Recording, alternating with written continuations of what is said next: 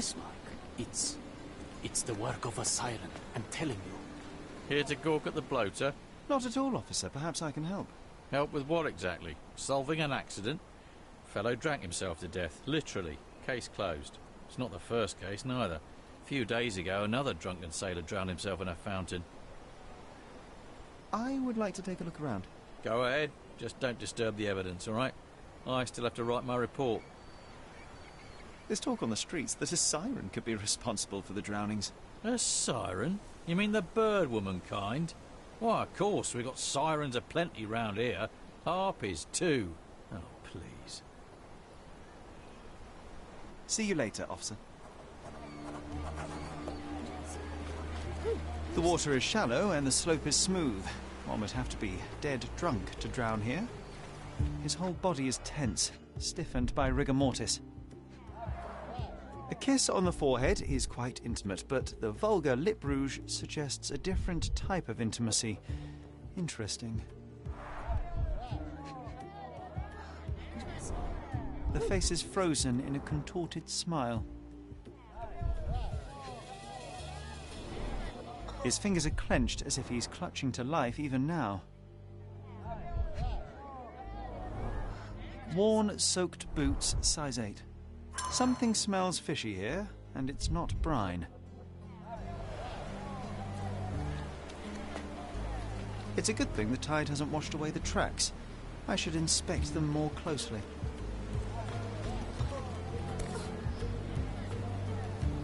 Siren song. The rumours weren't so absurd after all. There's still some left, just enough for a tipple.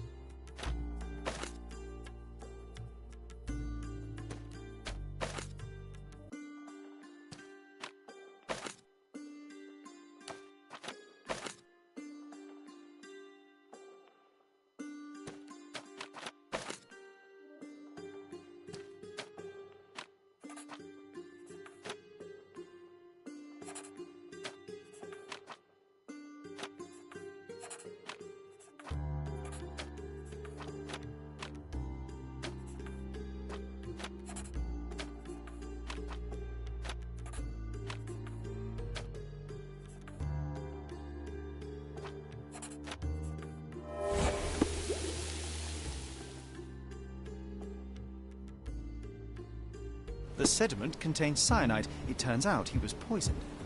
Didn't the copper say that fellow drank himself to death? He wasn't wrong.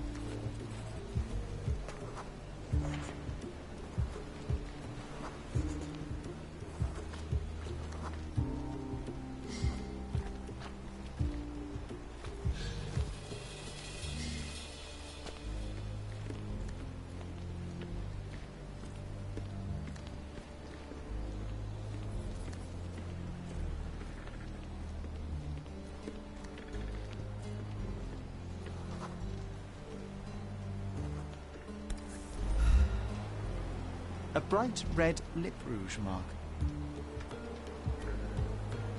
Light tobacco with a hint of citrus.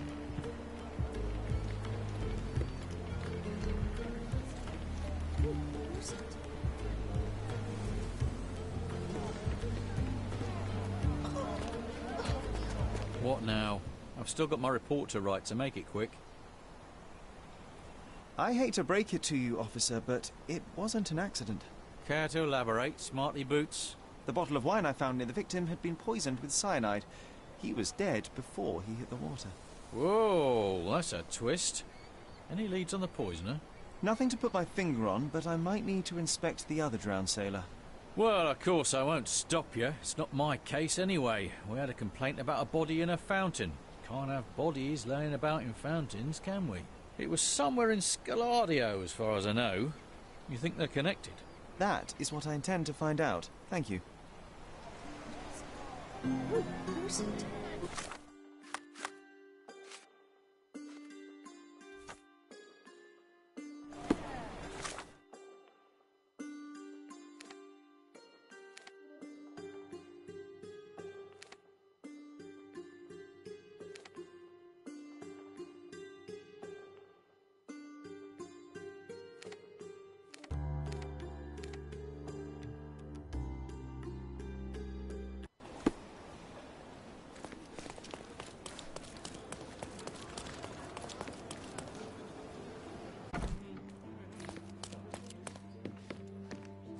Did you hear Basilio Copello is in jail? A dead body was...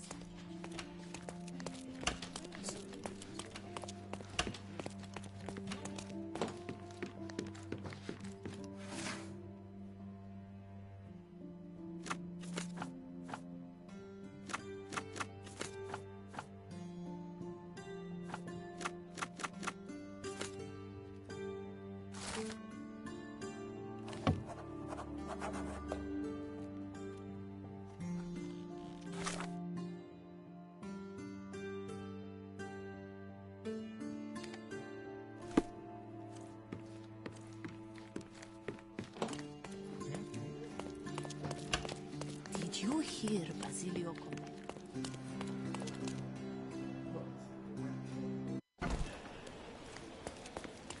Hey, he's even been putting up posters. Poor man. Losing it, me.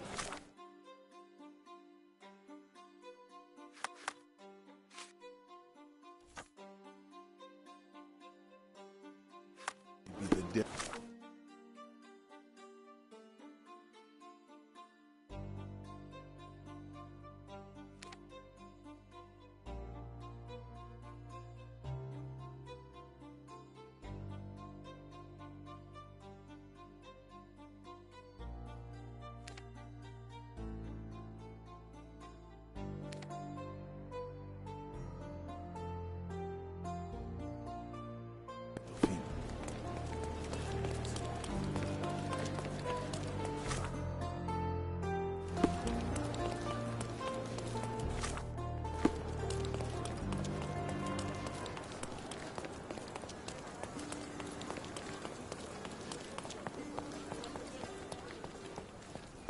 Oh, look, they drained the fountain and removed the body. I'm too late. No matter, we'll work with what we have.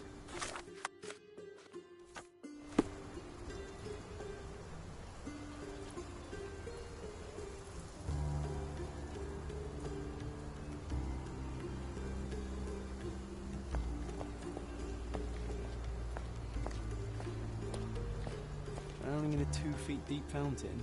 I've seen some things, but this really takes the biscuit.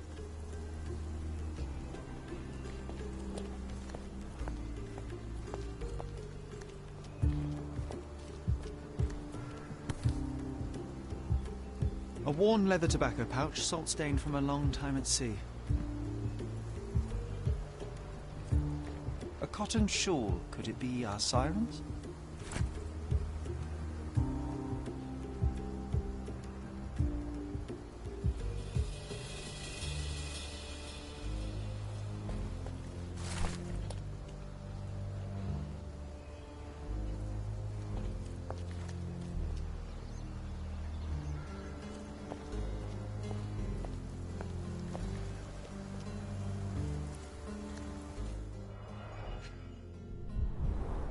Last week's newspaper, the front page reads, "Sky is the limit, Governor funds Arsenal's second airship." A bright red lip rouge mark. Light tobacco with a hint of citrus. A broken bottle with no label.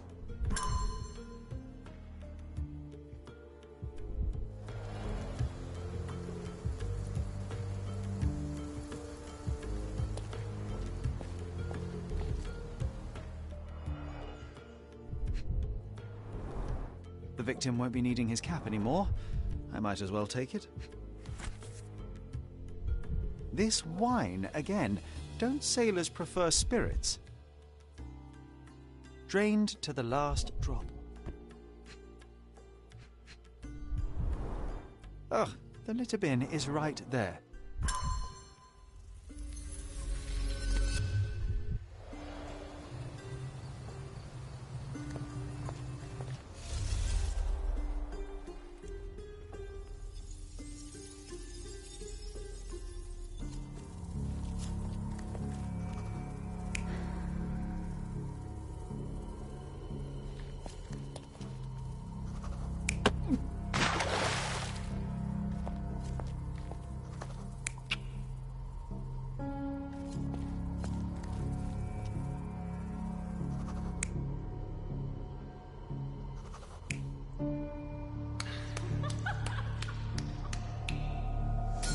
This sailor is another victim of the same woman. She poisoned him and pushed him into the fountain to make it look like an accident. Sherlock, the spot where he fell. I saw something. Maybe you should take a look.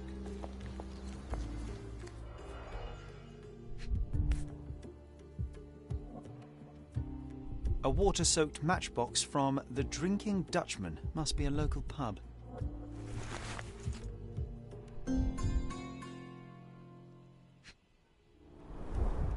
Blimey, the great detective is baffled by a piece of cutlery. Venetian copper soldi. Authentic, but worthless.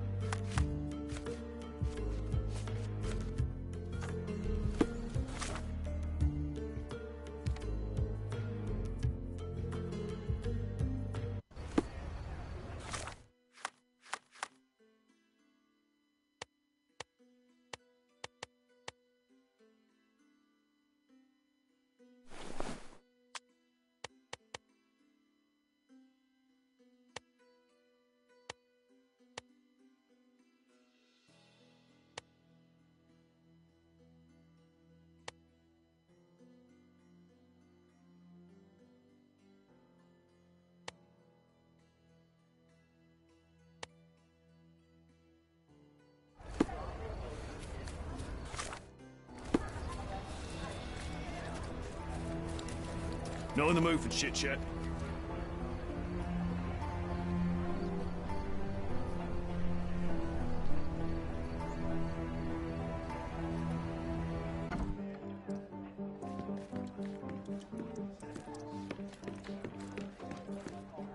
You sure you're in the right place?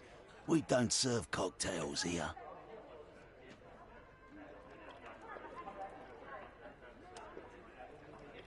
Goodbye, then.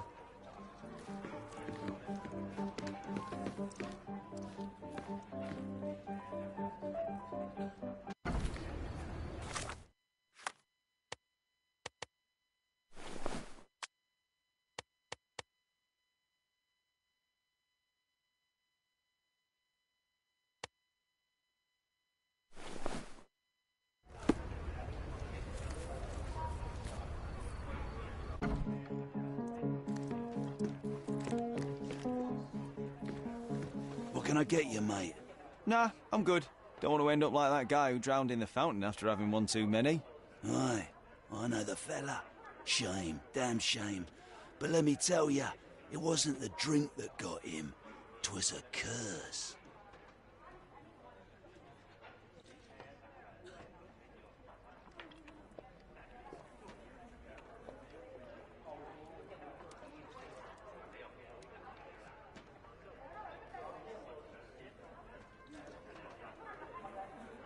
Let me guess.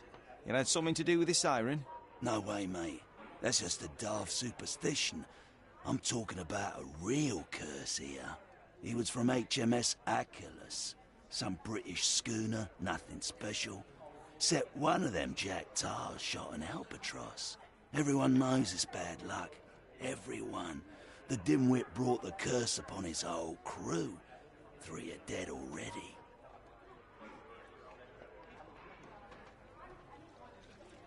Wait, I've heard of only 2 such accidents. Are you saying that another man drowned? Drowned or not, they've all kicked the bucket. Just this morning, another member of the crew was found dead. It's a curse, I'm telling you. Yeah, we're obliged to find out if it's really a curse. Let's go and take a look at that sailor.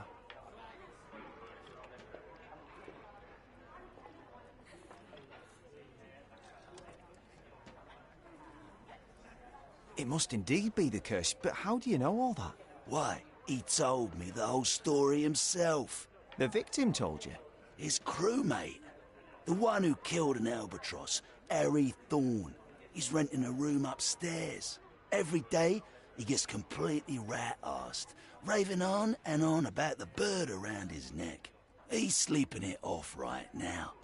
But when the blighter wakes up, it'll be the same thing all over again.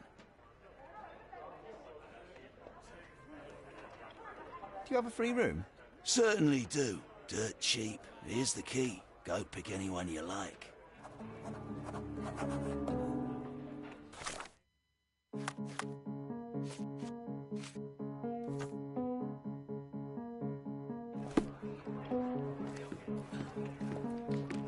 Hey, barkeep. Another one over here.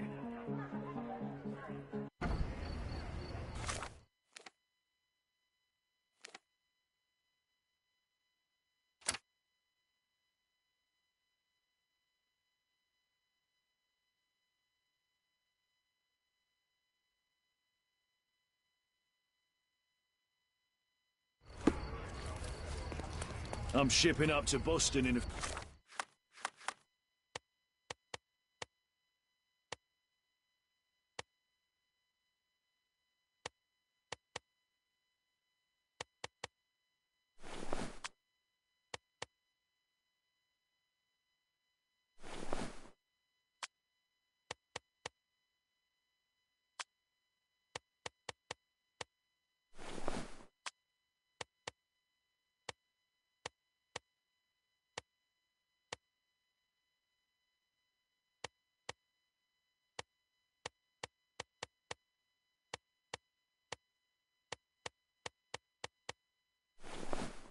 few days.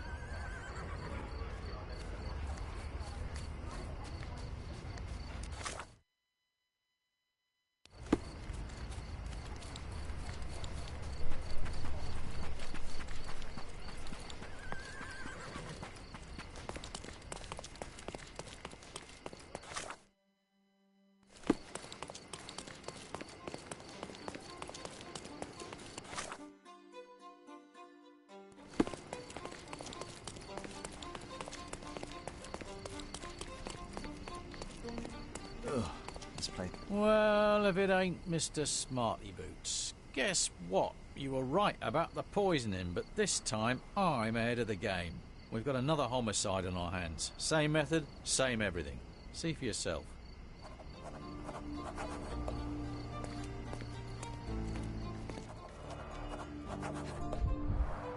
He suffered a head wound. There's caked blood in his hair underneath all the mud.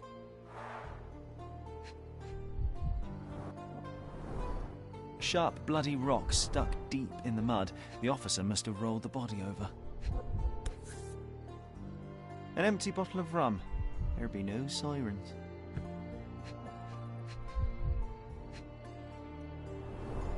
Looks like he slipped. This was clearly an accident.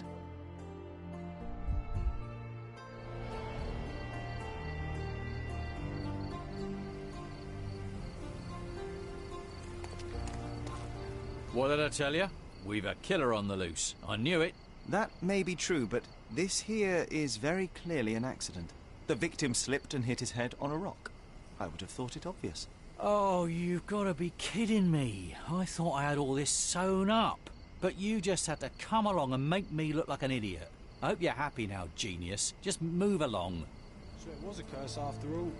The curse of clumsiness. I hope it's not contagious.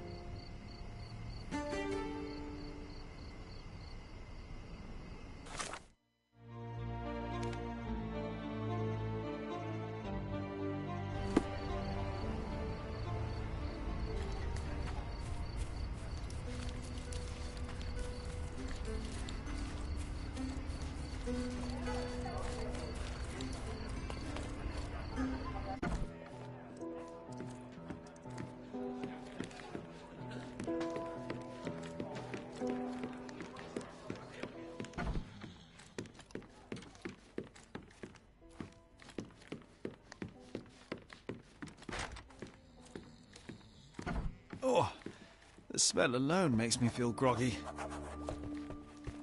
He's out cold. No use trying to wake him.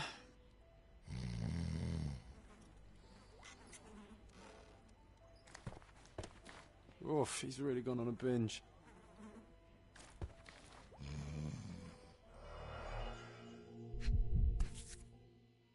The photo of the cursed crew. Here's Thorn, and right next to him, our first drowning victim. Crew of HMS Achilles, Cordona, 1879.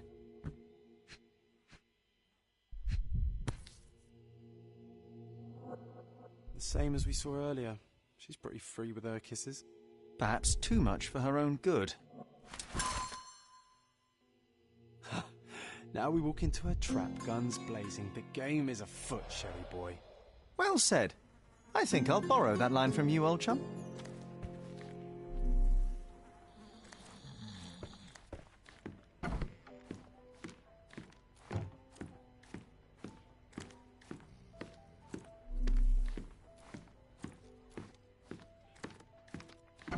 Oh, it smells of stale cigarettes and damp bedsheets.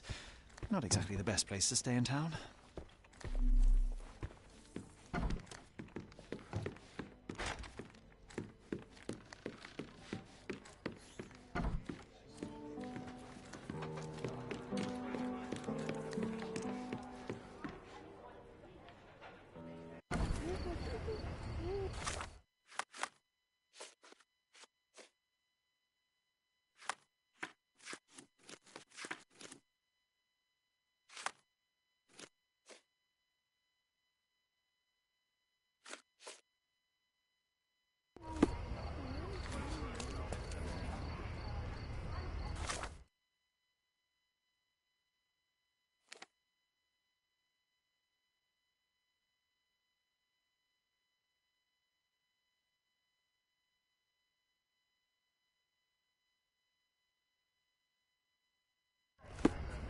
What's up?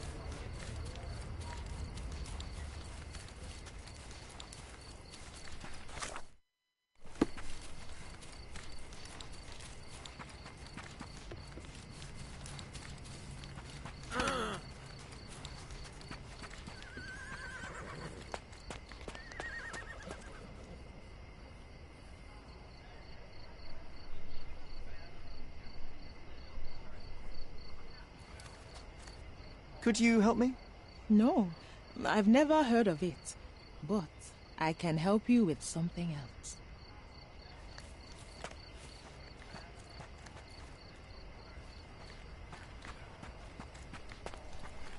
Excuse me, just one question. No, I've heard nothing. But I can help you with something else. You obviously haven't thought this all through.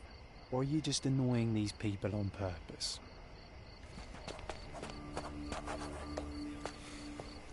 Come on over, lovey.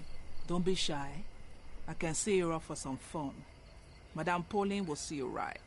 Girls, boys, a bit of both. Whatever tickles your pickle, darling. I'm looking for the girl who wrote this letter. Perhaps you know who she might be? Let me see. No, I don't know, lovey. I have a Lizzie here, but I doubt she can even spell her own name. And what's all this nonsense about a special client? This is a business we're running here, not a charity. Cannot help you with this, lovey. Cannot help you with this, lovey. What's that got to do with me? Cannot help you with this, lovey. What's that got to do with me? Cannot help you with this, lovey. What's that got to do with me? I'm looking for a specific girl. This is her shawl. Do you have any idea where she might be? Ah, I know who you mean. It's the goody two shoes down the street. She's not one of mine, though. She's not even a working girl, if I say so myself. Trust me, lovey. We'll give you a much better time. I don't doubt it, Ma'am, but I have to see her first. Thanks for your help.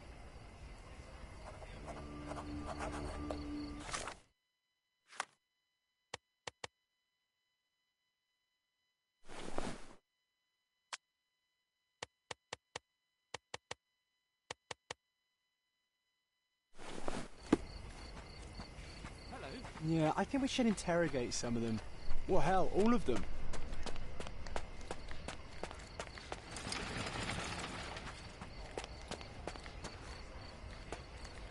Sorry, you're not my type.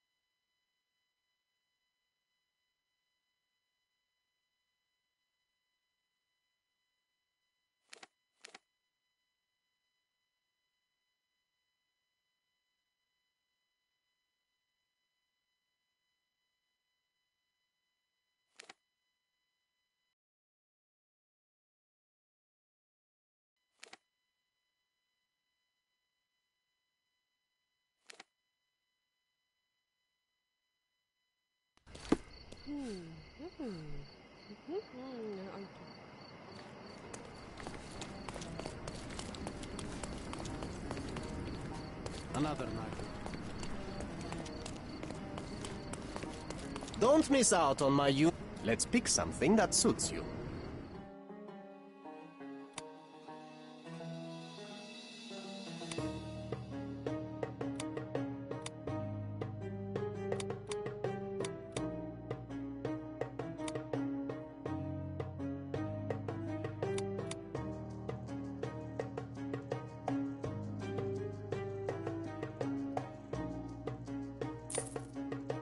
A good choice. A good choice.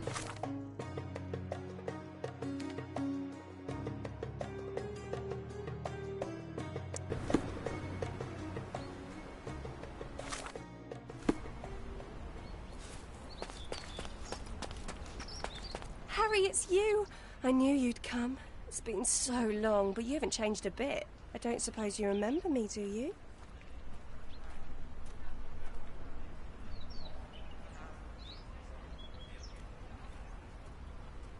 You must be Eloisa, yes? I got your letter. Wonderful. No point beating around the bush then. I've missed you, love. I wonder if you still have your prowess. Why don't we go to my place for some wine and something extra? How could I refuse such an offer from a pretty girl like you? Let's go right now. Wonderful. Follow me. It's not far from here. Well, here we are. Make yourself comfortable, love.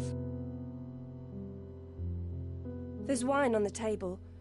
You should have some, loosen you up. Bring out your naughty side. Won't you drink with me? Absolutely. I'll join you in a minute. I just need to powder my nose. All right then. I'll be waiting for you, pet. Did you just call her pet? Seriously? Boy, you are truly hopeless, Sherlock. Siren's song. She is consistent, I'll give her that. The bottle was open and the cork replaced.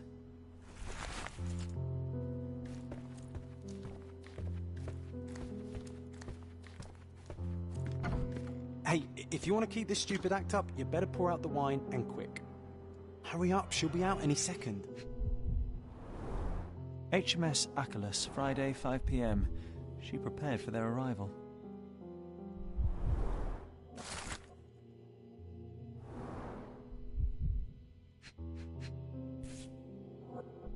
The beloved child of a rich family.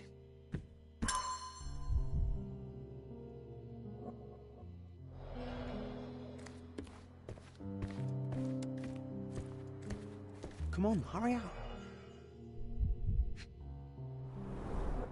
Ah, she's smoking citrus-flavoured cigarettes. The dots connect. White powder with a bitter almond-like odour. These are no smelling salts. It's cyanide. This lip rouge looks good on her. Just saying. Oh, here she comes. Sorry for making you wait, sweetie. I hope the wine has kept you good company.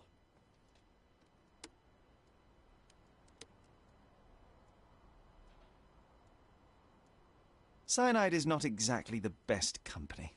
Wait, what's happening? It's time I drop my act. This beard is false. I'm not Harry Thorne.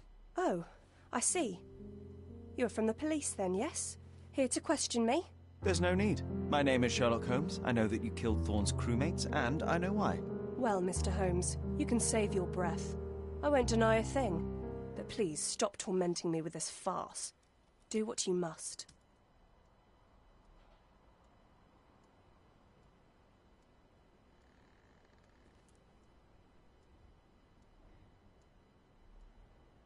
I'm afraid I must turn you into the police, miss.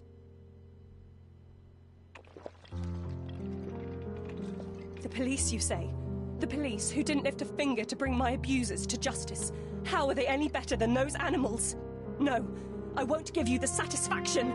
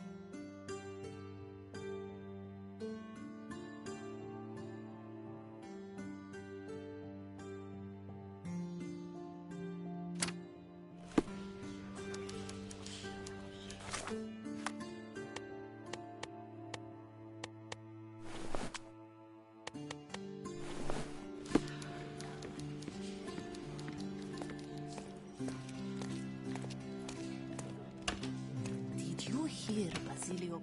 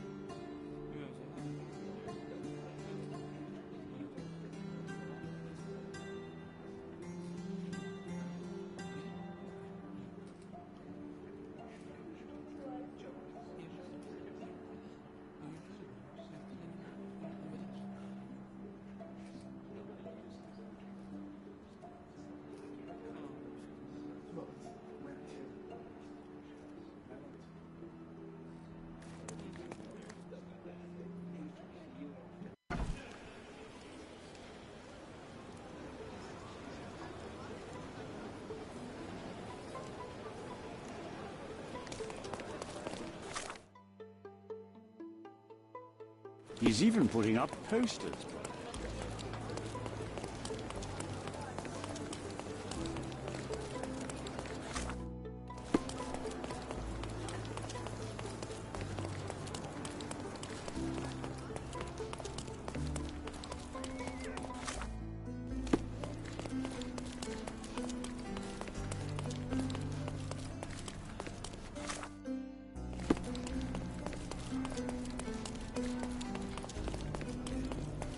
Did you hear what?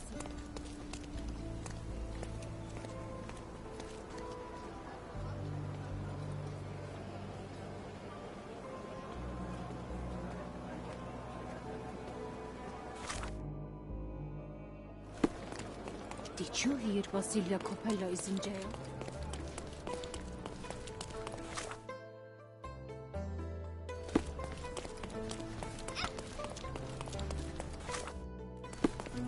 Did you hear what?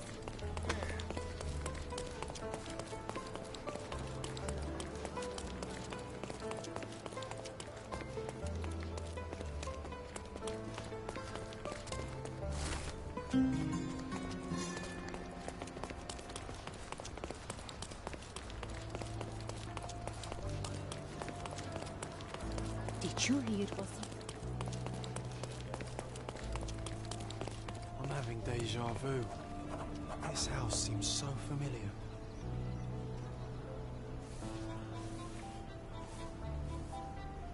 Greetings. Would you be here about my violin by any chance? I am. I saw from your posters that it was stolen. The name is Sherlock Holmes. Very pleased to meet you, Mr. Holmes. I'm Anthony. Anthony Jones. But by the sounds of it, you haven't seen my instrument, alas. But if there's anything you can do to help locate it, I'd be most glad. It would be another crime if I let some petty thief get away with your beloved violin. Let me help you find it. Oh, thank you very much. I cannot tell you how grateful I am.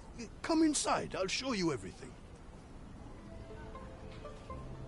Feel free to look around.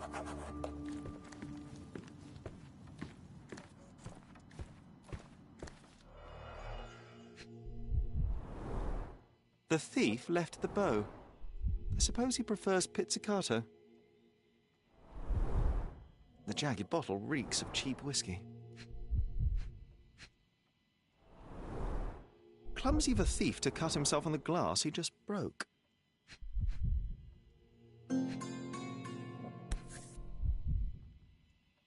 The scrap of fabric is covered in white stains.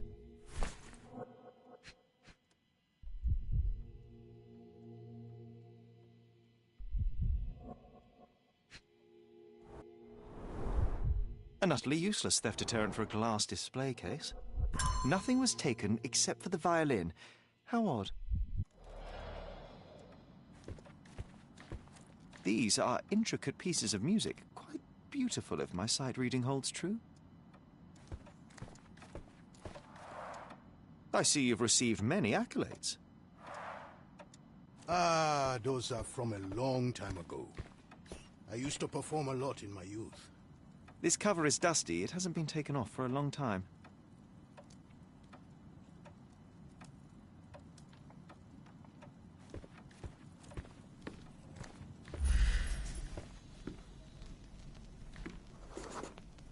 The door was kicked in.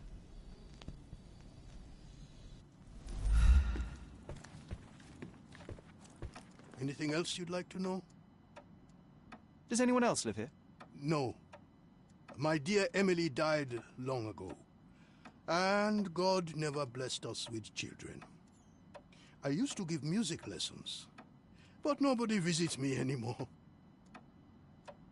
I'll be back later.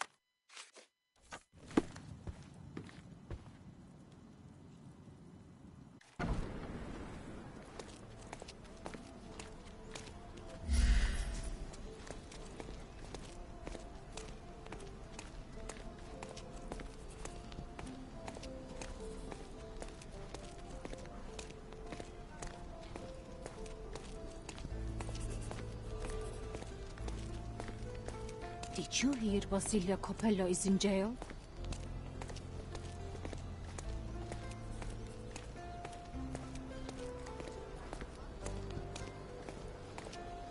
The trail stops here among the waste.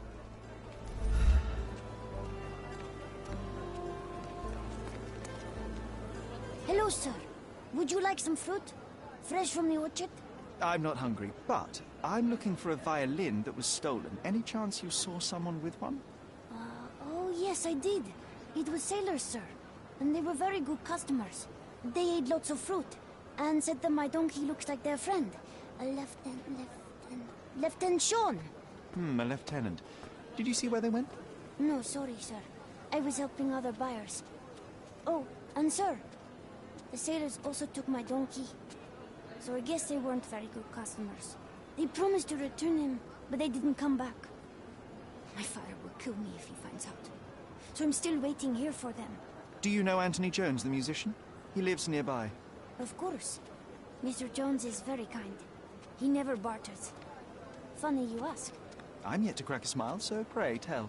Well, the first time they came by, the sailors mentioned something about music, so I told them Mr. Jones can teach them how to play. Wait, so was it his violin? Oh. You couldn't have known they would steal from the old man. Fortunately, you made up for it with your testimony. I'll find them and your donkey soon enough. Stay put.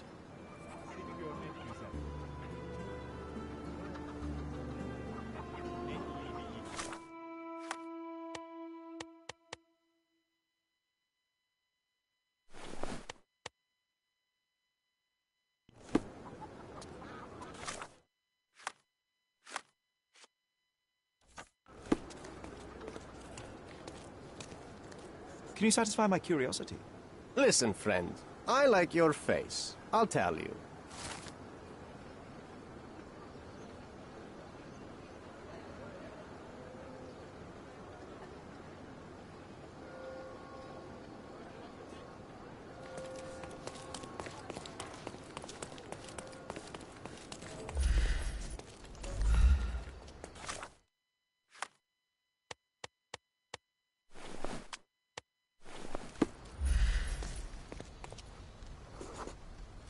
The donkey was being stubborn, but so were they.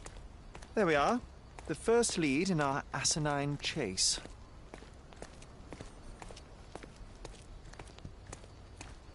One of them lost his cap.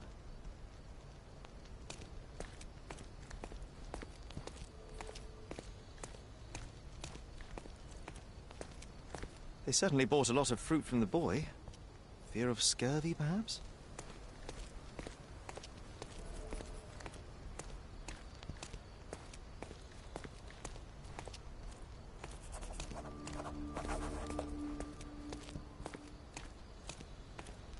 Another bottle of whiskey.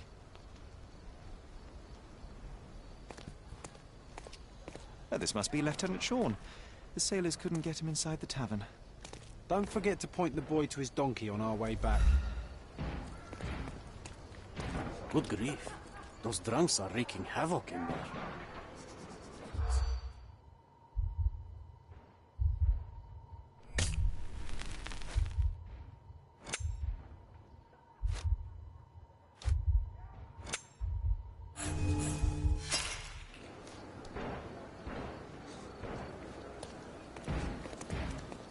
Good grief. Those drunks are wreaking havoc.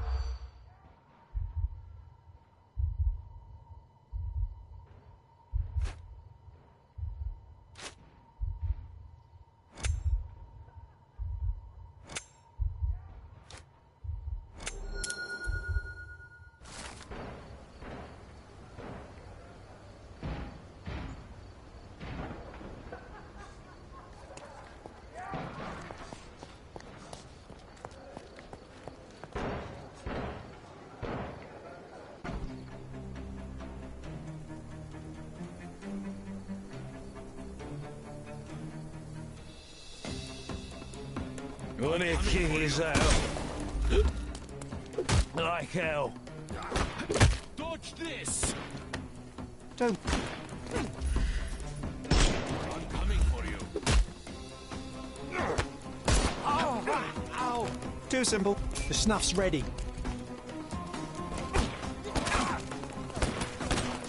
I'm gonna hurt you.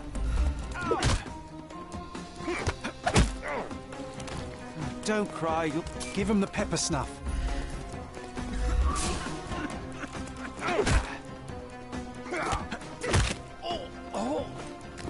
I'm coming for you.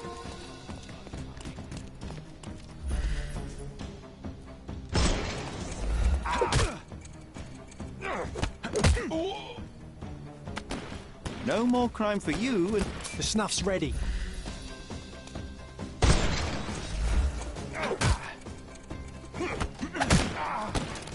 Don't bother moving. Give him the pepper snuff.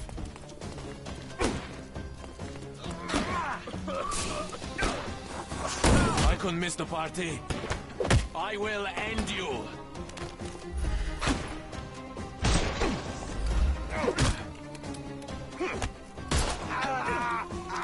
Too simple.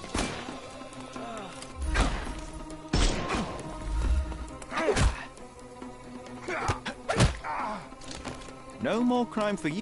Give him the pepper snuff.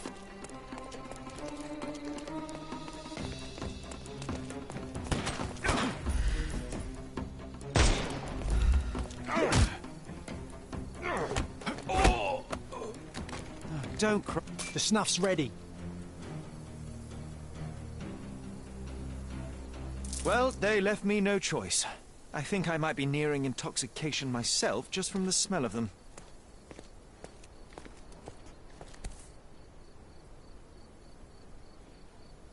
The maker's stamp suggests it was made by a student of Pressender. Quite a lovely instrument.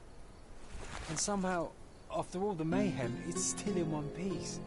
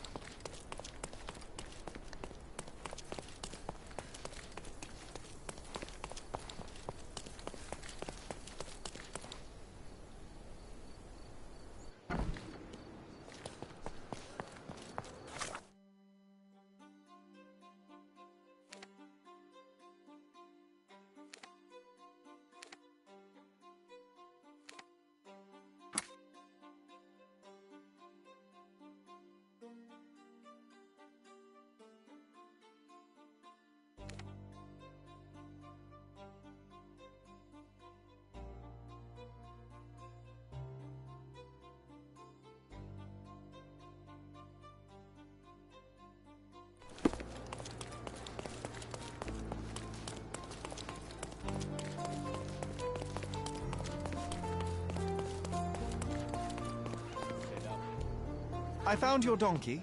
It's not far from here, outside the Wet Whiskers Tavern. You'd better go after it before someone decides to borrow it again. Thank you, sir. I'll be quick as a flash. Hey, Yusuf, please look after my cart, okay? And don't eat anything. Well, you can have a couple of grapes, but only the small ones. Well done. I look forward to the beautiful reunion.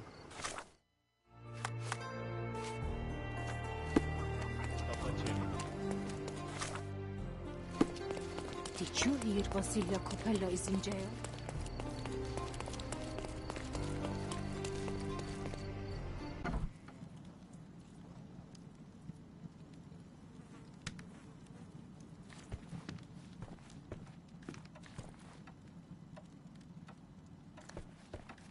Here's your violin, Mr. Jones. It might have gained a few nicks and scratches, but considering what it's been through, it's a miracle that it's still in one piece. God bless you. I am deeply in your debt, Mr. Holmes. The scratches don't matter. They are like scars, each telling a story. It is the sound that matters. Oh, you should hear her sing. It would be my pleasure. This melody, Sherlock. Don't you recognize it? Look up, Sherry. There used to be an attic up there. We used to sneak in from the roof and listen to Mr. Jones play when we were children. You should tell the old man the truth. I think it will mean a lot to him. Bravo. I'd forgotten how beautiful a violin sounds in the skilled hands of a virtuoso. That melody, it brought back some memories. I have a confession to make, Mr. Jones. As a child, I used to sneak into the attic above this very room and listen to you play. Spellbound by the music. Oh, so that was you. After my wife's death, it was difficult to pick up the violin again.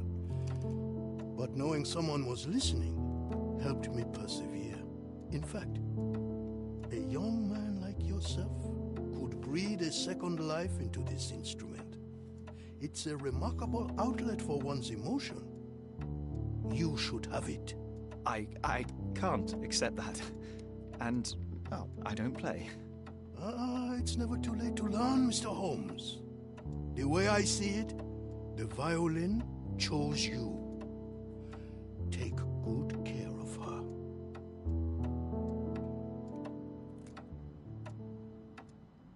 Sherry, I'm really glad we helped him.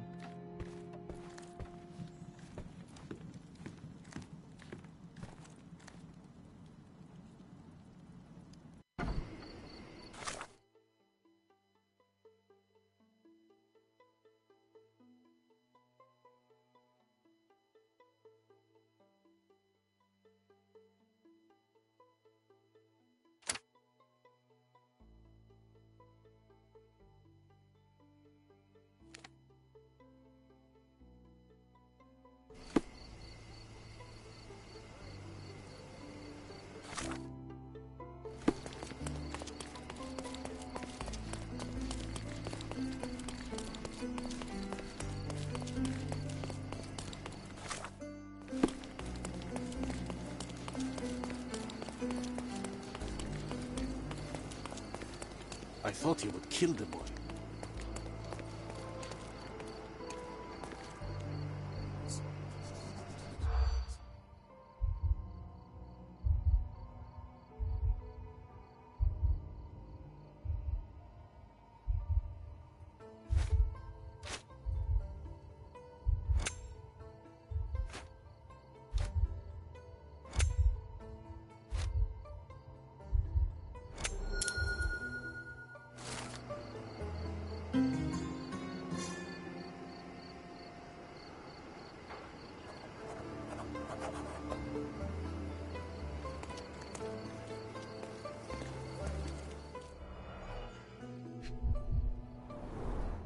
Let's hope no one's been hit by this smooth mineral.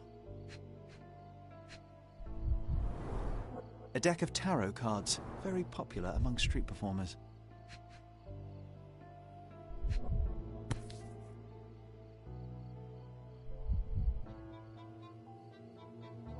Someone has over-egged the pudding with these spangles.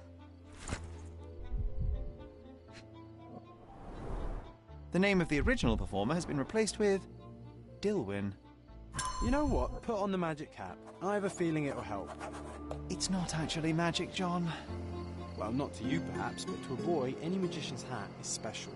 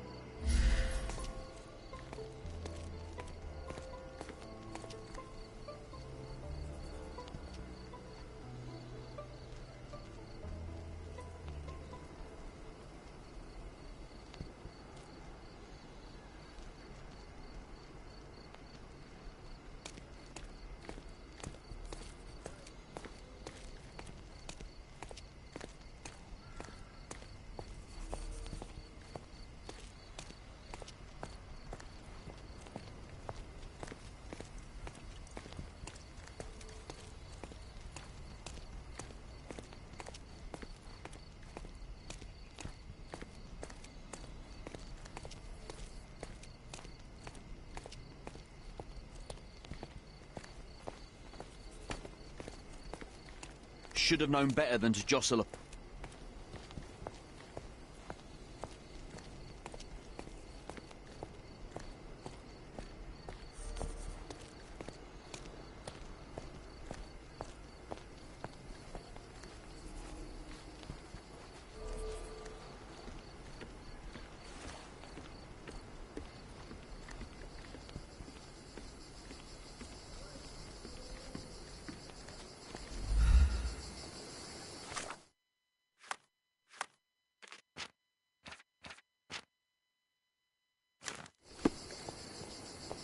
It's all right, boy. You can come out. Your pursuer has been intercepted by Cordona's finest. I didn't do... Hey, that's my hat you're wearing. I know it is. I followed you from your magic stand. Are you okay? I'm fine. You should keep the hat. It makes you look like the amazing Alonso. He's the best magician around. It never suited me anyway. Is that so? Let me take a look at you.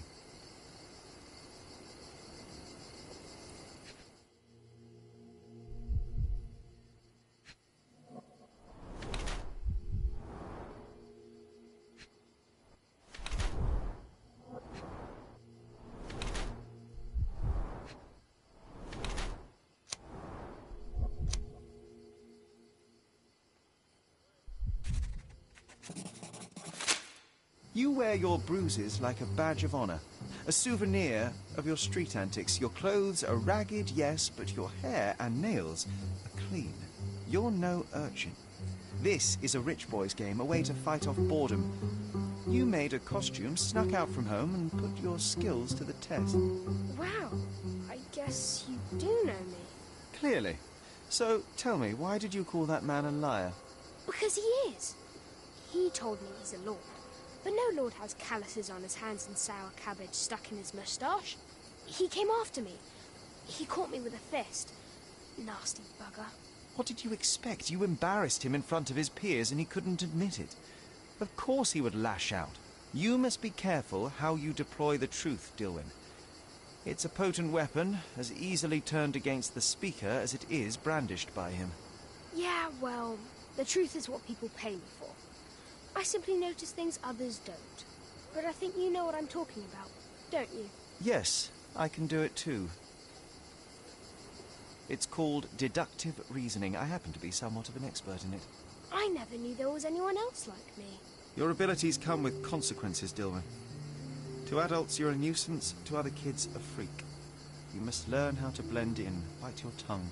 But I don't want to blend in. Then they will lock you up. The truth hurts, and the bigger the truth, the further men will go to silence it. Be careful how and when you deploy it. All right.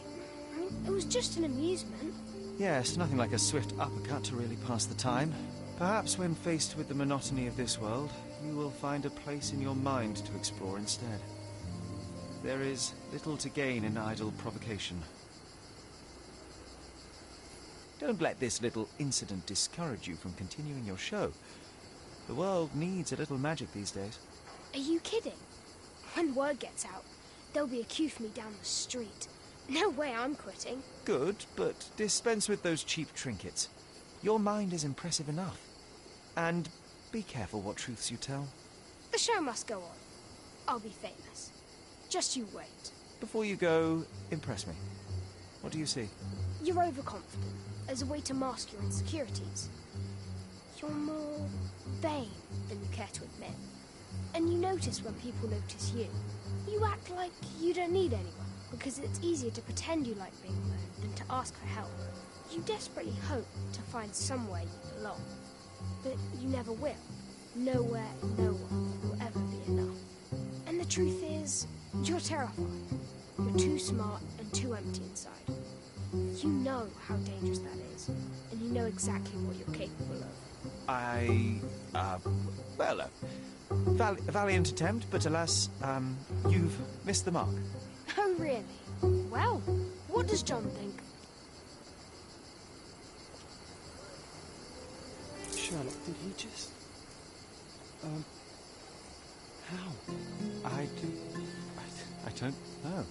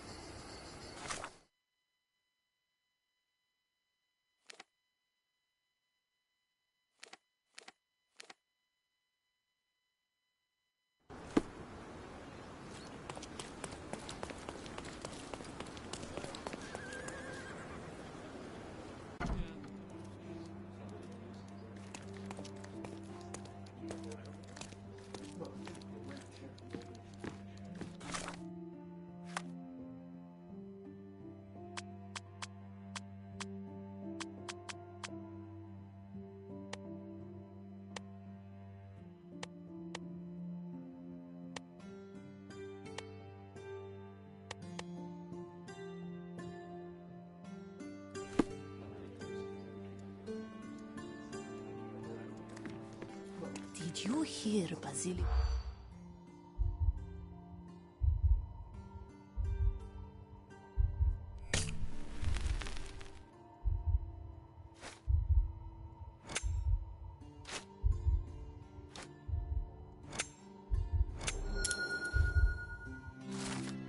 In the police. Let's pretend to be cops, eh? We can just stand around and look confused.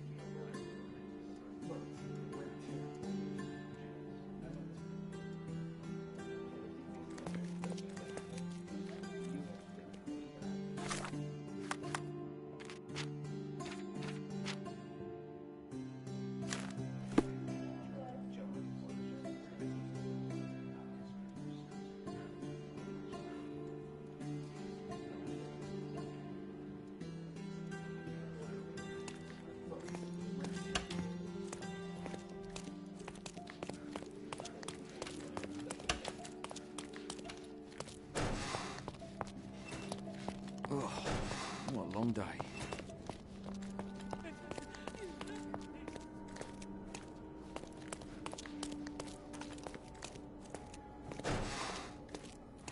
Excuse me, but are you Mr. Capello?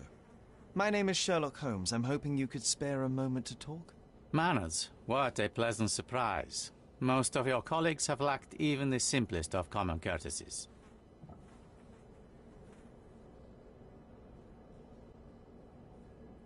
You're a suspect, sir, but not yet a criminal. I shan't treat you as such. Your case is refreshingly unusual, and I wish to get to the bottom of it. Manners and enthusiasm. Huh. May you go far, young man. What can I help you with?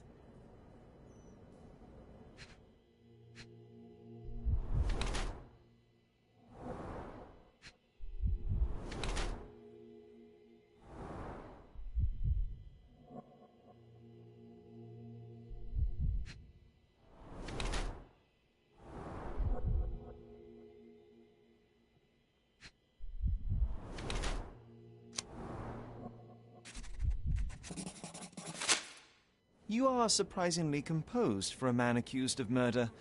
Not so easily shaken, I take it. Life is full of surprises. You'd be astonished how many deals go sour due to a force majeure. One becomes skilled at adapting. I am confident this will all be set straight. Until then, I will endure. Much how you endure that injured hand. Those bruises look painful, but you seem barely aware of it. Were you attacked?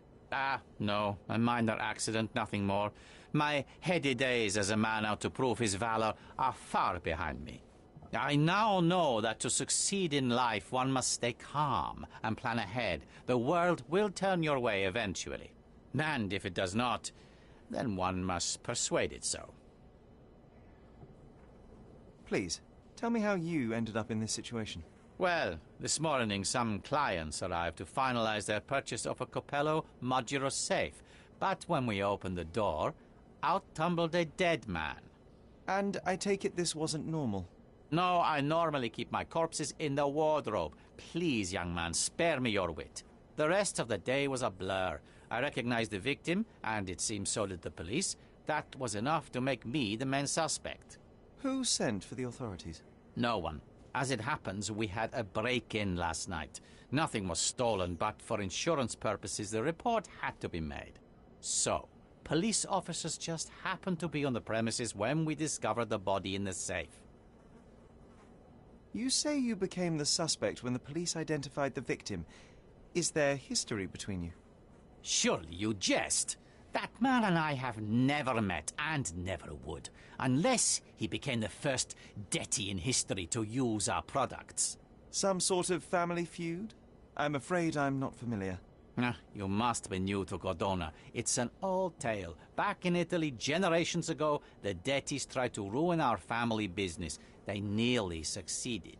The Capellos rightfully struck back, but there has been bad blood ever since. And does that blood flow in you too? I told you, sir, it's an old story, or it was. I fear this horrible event portends worse to come. My wife may be in danger as we speak. I'd like to inquire about the burglary. I'm not sure I see the connection, but if you wish to know more, talk to Billy Lloyd, the night watchman. He scared off the thief. Was it also Billy that discovered the burglar? No, my wife did. She had stayed late yesterday. Poor Augusta. At least she's safer with the police than at home alone. You mentioned you were showing your wares to some prospective buyers when the safe was opened. Who were they? Clerks from the bank. They inspected the safe from top to bottom yesterday. I assumed the sale was just a formality at that point. And the safe was closed? It's usually open, but it locks automatically when the door swings closed. That's another marvelous Coppello invention. A coffin that locks itself. Marvelous indeed. Help me grasp your movements yesterday. What time did you meet the customers from the bank, and did you have any other appointments? Yesterday, the bank clerks arrived at 10 a.m. Afterwards, I was alone in the office until my wife Augusta came in at 3 p.m. I left for home at 6:30 p.m. And what about this morning? Our meeting for the demonstration was set for 9 a.m. I arrived about half an hour prior in order to prepare. I have one final inquiry. Do you recall the time at which the safe door was closed? Young man, I may just as well ask you when you closed your cigar case. I have opened our safes 12 times a day for 12 years. I do not recall. Well, Mr. Coppello, I think that's all I need from you at present. Where can I find your office? Here, take my card. Billy should be on site to assist with the investigation. And please, sir, would you check on my wife before you depart? Thank you. I will endeavor to speak with her before I leave the station. Please, treat her gently. Women lack our resilience when it comes to ordeals like this. I shall eagerly await your return. After all, there's little else I can do.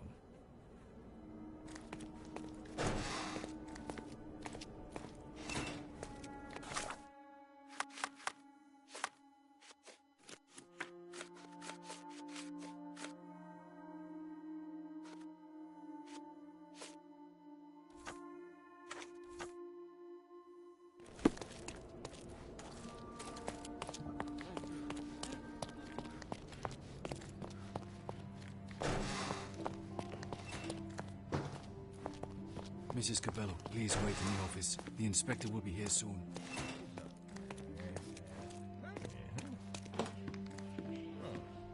You must be the inspector. Would you be Augusta Coppello? Must I really repeat myself to every baby-faced man in uniform that strides in?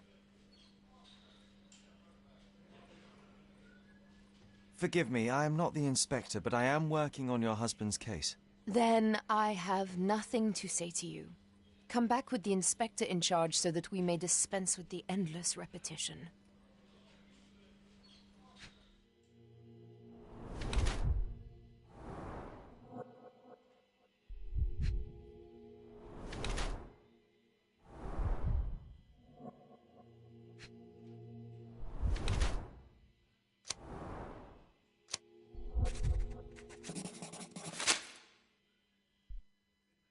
Whilst I prefer German composers, the harp solo from Lucia di Lammermoor stands out as one of Donizetti's finest contributions to the form.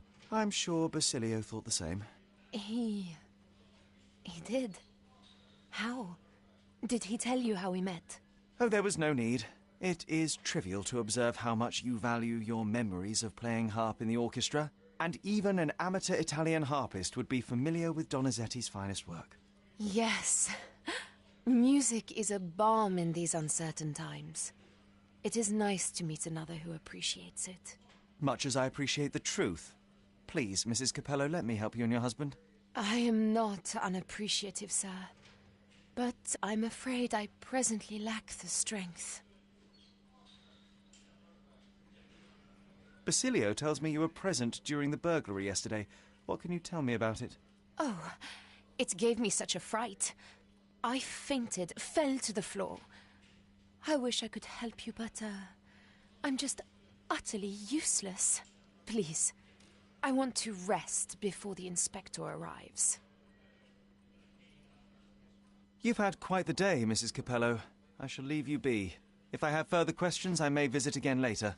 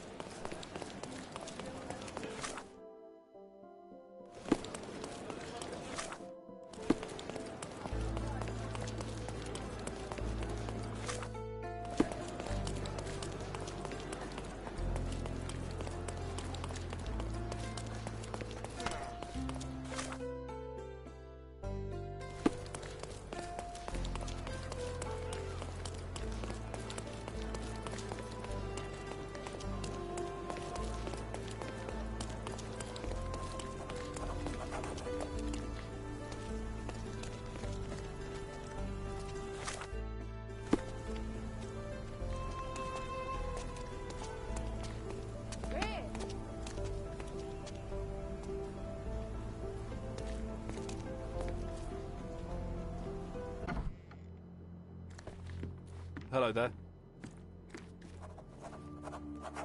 Ill-fitting pants, wonky nose, and hair that appears to have been cut by your own hand. You must be Billy Lloyd. Oh, it's you! I knew you'd come. You did? You're Mirko Gallia, the best investigative journalist on Cordona. I'm a fan of your work. Alas, you're mistaken. The name is Sherlock Holmes, and your employer... Oh, of course. Discretion. I'm sorry. I doubt the policeman upstairs heard me, though, so your secret is safe with me, Sherlock. Mr. Capello told me you were present during the burglary and scared the criminal off the property? There, you should have seen it. As soon as the burglars saw me, they went white as death. Ran out the back door of the office. I heard a thud and cat shrieks, so I think they went over the railing and into the bushes out back. Clearly, my reputation precedes me. Mr. Capello was so proud. You're a guard, but you didn't give chase. Well, by the time I made it outside, they were miles away. So I went back to help Mrs. Capello. That kind of gentlemanly courtesy is why I'm so well regarded round these parts. When did the burglary happen? Oh, after 10 in the evening. I was just talking to Mrs. Capello. Does she normally work this late? No, it's the first time it happened. Usually I'm alone at night. I was explaining to Mrs. Capello how drinking water every 3 hours can help with digestion, when she excused herself and went back upstairs. Then there was a scream, and I ran up to the office and... I know what happened next, thank you. What about last evening? Do you have any more details about the break-in? Of course. I write down everything that happens during my watch. Take a look. Fastidious in its mundanity, but I will make of it what I can. What did the thief look like? Shorter than me, mid-20s, a huge scar across the right cheek going from the eye. Short hair. She didn't look like a ghost. Too corporeal. Hold on. She? You didn't think to mention the burglar was a woman? Why did you assume it was a man? It's the 19th century, sir. Ambitious young women are out there pursuing a career, and I, for one, encourage it. Yes, yes, spare me the sermon. I must go and inspect the crime scene. If I have further questions, Mr. Lloyd, I will find you. Oh, don't worry. I won't be able to keep away. Right. The best on the market. You can wallop them, you can burn them. Nothing will work. I bet he tested that himself.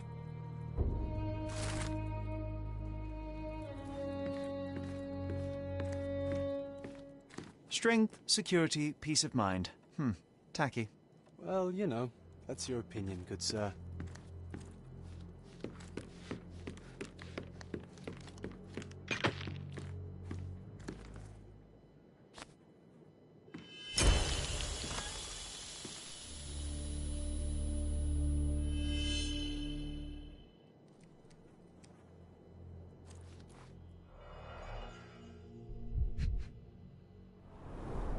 Clear indications of blunt trauma, possibly inflicted before the victim was in the safe. Bulging veins, cyanosis, bloodshot eyes, odd foaming in the mouth. Bruises, torn nails, bleeding was severe and continued at length. Clothes are not fully buttoned. Was the victim dressing or undressing?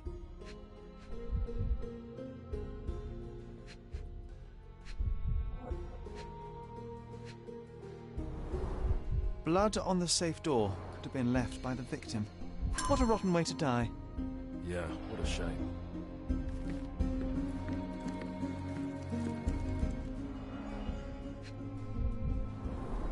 The bottle is half empty.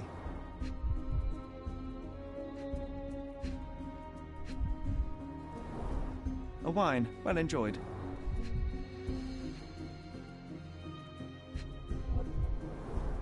Recently used, but why would it be here?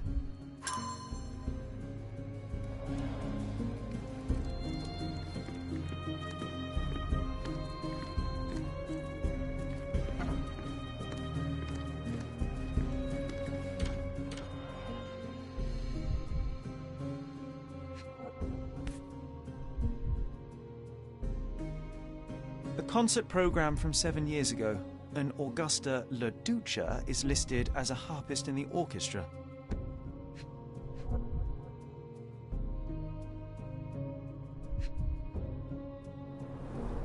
Two theatre tickets for Shakespeare's Othello. The performance is tomorrow. Have to respect the classics.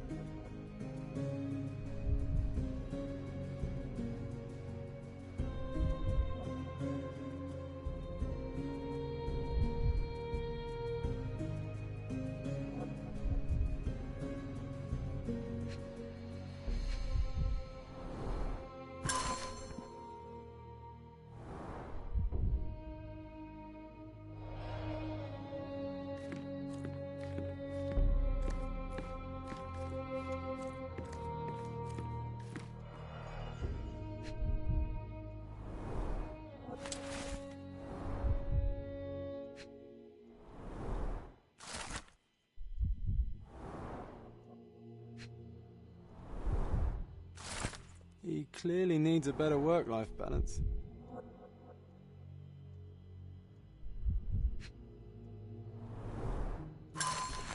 Well-organised workplace? Mr. Capello is the best. Okay, this chap is seriously creepy.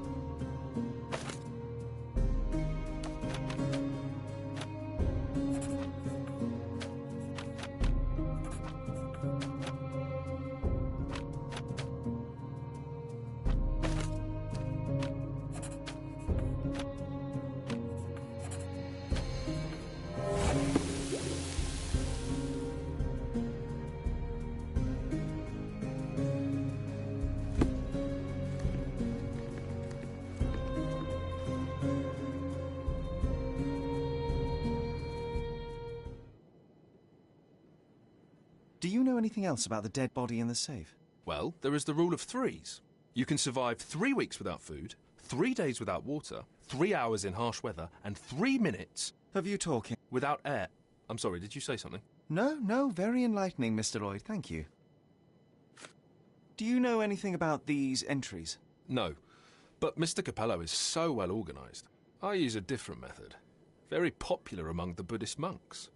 You create an attic in your mind and... I'm familiar. Keep it tidy, put only necessary information in, remove unnecessary information regularly. What? No, it's called an attic. You just stuff it with everything. You never know what might prove helpful someday. That is profoundly upsetting. Oh, actually... No. Do you know whose keys these are? Probably Mr. Capello's. Police took him so suddenly. I have the same set, but it's more efficient. Has fewer keys. So you don't have access to the entire office? No. Only Mr. and Mrs. Capello have the key to the back door. Do you know what this note might be about? I cannot presume to know another's mind, of course, but... I think Mr. and Mrs. Capello have been having some familial difficulties. Probably due to their lack of children. One of my oldest friends helps couples with their relationship troubles, and he always says... You don't have to continue. Oh, well, he says that to me as well, but I'm perfectly happy to. No, I insist. I don't know. Is this code memo still valid? Oh, yes. It's the same combination code everywhere. It corresponds to Mrs. Capello's birthday, actually. In fact, during this year's celebration, I was allowed a sip of champagne. That's when I had to dry my trousers, and then I had to... OK, thank you, Billy. I know of it, but... forgot. What can you tell me about Mr. Capello? He's a good employer, but very focused on work, and very serious about security, of course, since he employed a night watch of my caliber. Not everyone appreciates his strict business approach, though. Store clerks don't seem to last long in the office. Good to know. I don't know. Have you noticed anything different about Mrs. Capello recently? Not really. She talks to me more when I start my shift. Probably because of the 100 Best Curry Recipes book I'm reading. Oh, and we've been running out of paper a lot lately, so she often sends me out to buy more for her. She's very particular about the paper we use. Only one store on the island stocks it, and it's on the other side of the town. But I'm really fast. Interesting, thank you.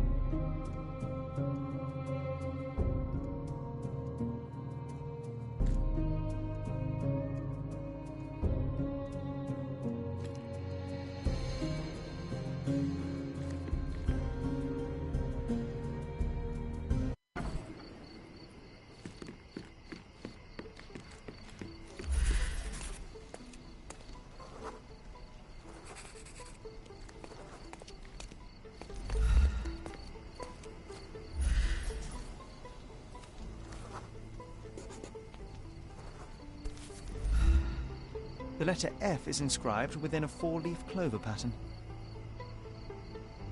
Passe muraille. Walk through walls in French. Our thief seems rather arrogant. A comprehensive set of lockpicks, recently cleaned with no fresh scratches.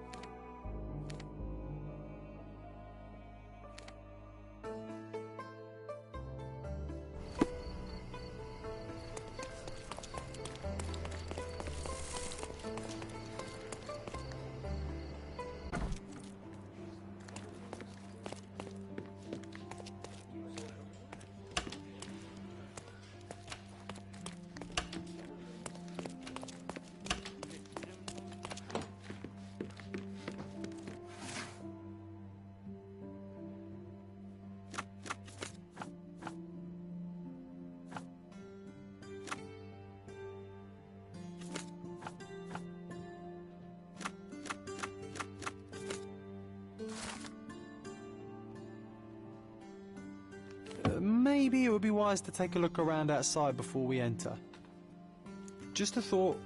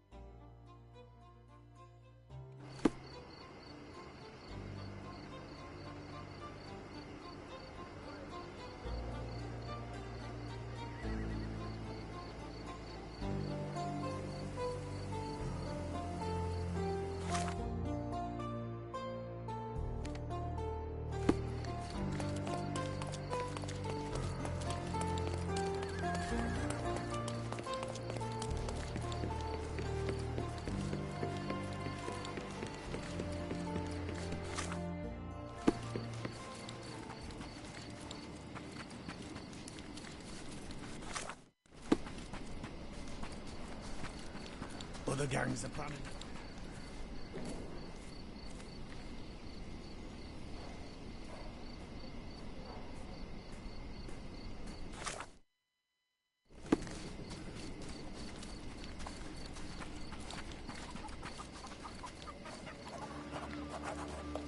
The worst clothes at the best price.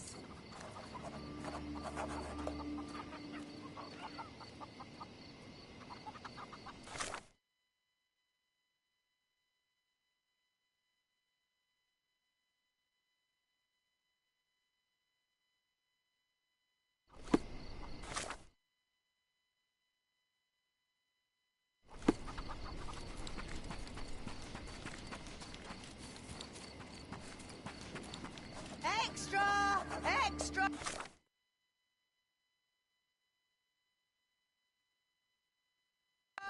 Murder on the loose! A reward offered for any information.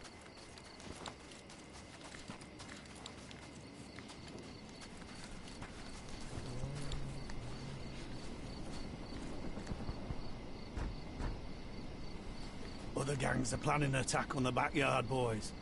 The pipe is looking for information.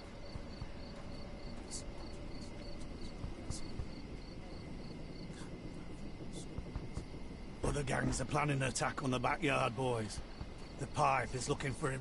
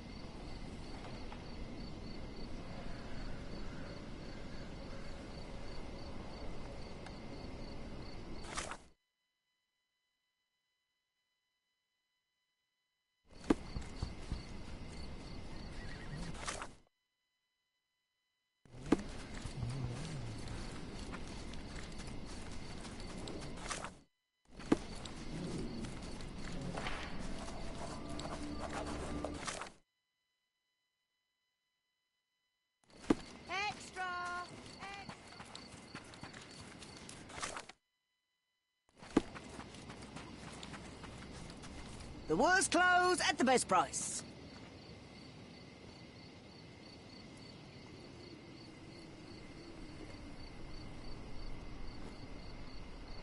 Step right up.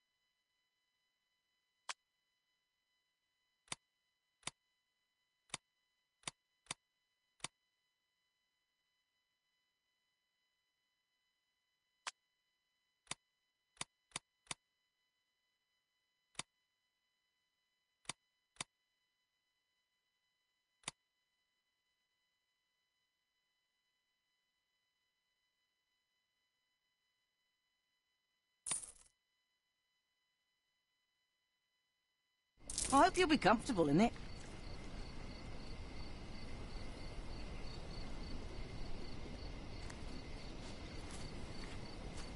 The worst clothes at the best price. Another man's furniture.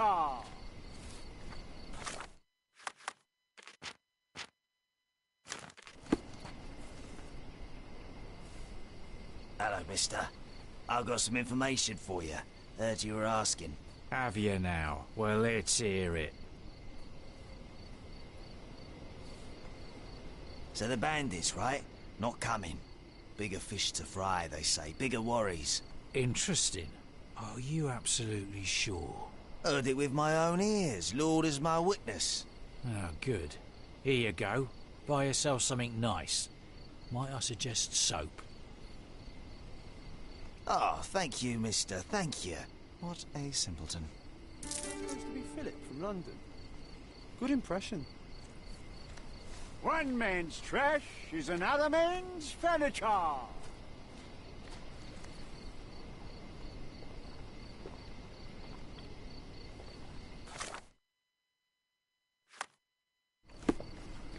Our clothes will be worn well, take my word.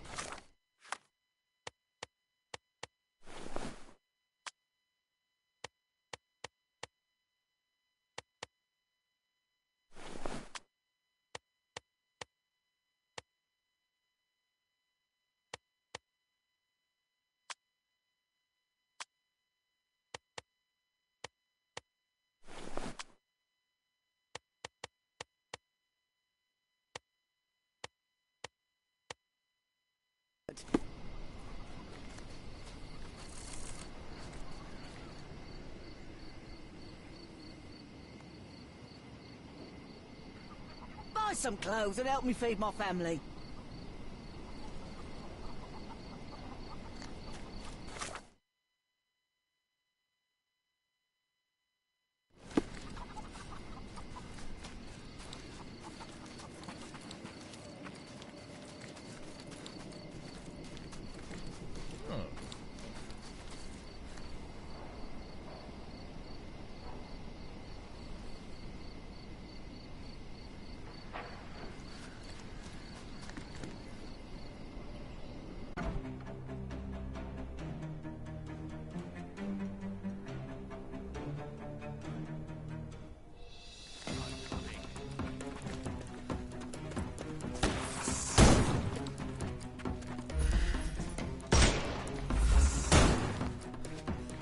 I couldn't miss the party. No more crime for you until next month.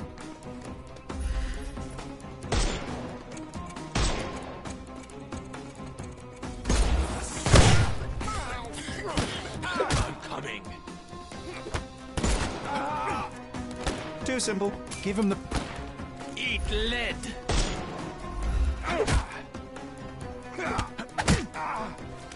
Take a rest, my... The snuff's ready.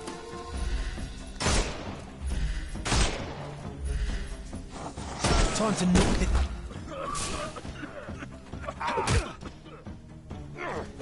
Oh, don't cry, you'll live. No more crime for you. Give him the pepper snuff.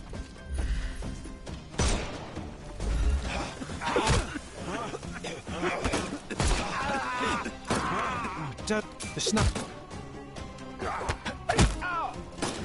No more crime for you. He's all yours now. Go for it.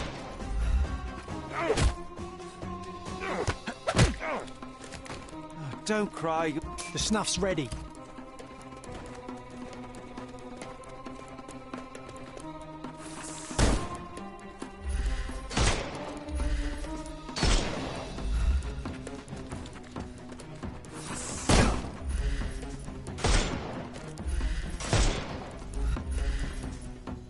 I thought we were against murder.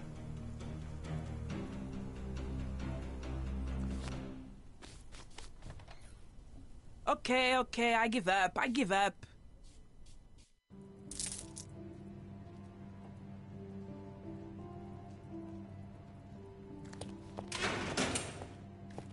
And here we are, Miss Sevigny. A place where we can talk about all your recent activities. We have a nice profile on you, you know. What are you talking about? I didn't do anything. Is there nothing you didn't do, Miss Sevigny? Thieve for the gang, break into the Armor Capello office, kill Niccolo Detti? What? Kill? I didn't kill nobody. No, how? So you admit the rest. I suppose you won't mind explaining some things to me then.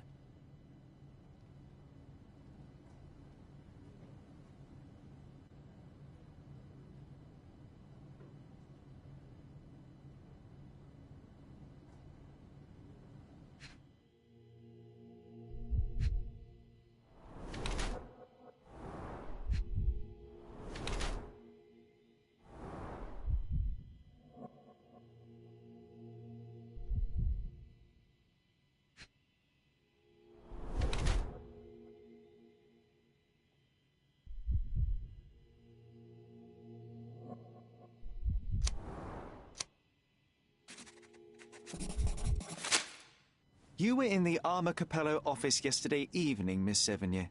The same place that Niccolo Detti was found dead today. What happened? How would you know? You can't prove anything? It's written all over you, Miss Sevigny. I presume you did not intend your evening to end with a fall over the railing and a fracas with felines? Need I continue? Zut alors! It was just a job, nothing else. I was asked to come. Here, see for yourself. I don't know who hired me, but I think they wanted to pin the crime on me. Poor Niccolo. You knew Mr. Detti, how? Niccolo and I grew up together. I hadn't seen him in years, then ran into him on the street, smiling with some lovely lady on his arm. And that was the last time you saw him alive? Well, until I found him dead yesterday. That same woman was there, too. It can't be coincidence. You saw a woman in the office? Mm-hmm. She started screaming, so I slammed the safe door and ran when I saw a guard coming.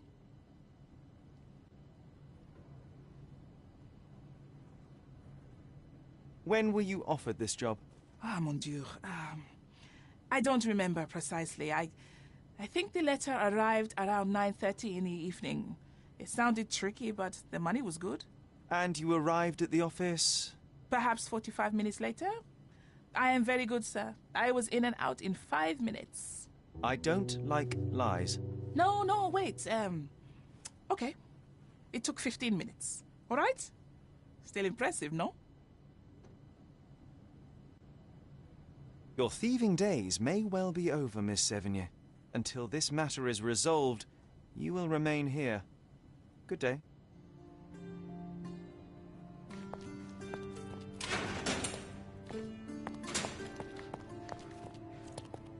Oh, what a long day.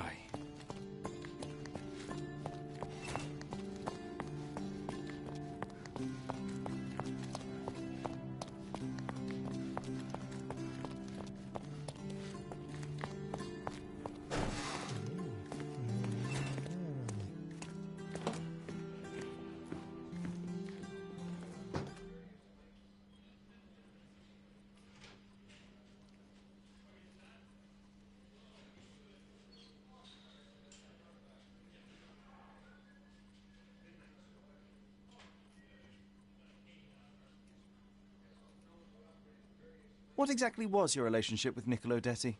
Who? What are you talking about? Madam, please, a young woman dedicated to her music and an enthusiastic artist, your marriage to Basilio could not have offered all you needed. And then about 6 months ago, you met Niccolo Detti. There was a spark, you started to see each other. It brought passion back into your life. How could you? But your tryst didn't go unnoticed.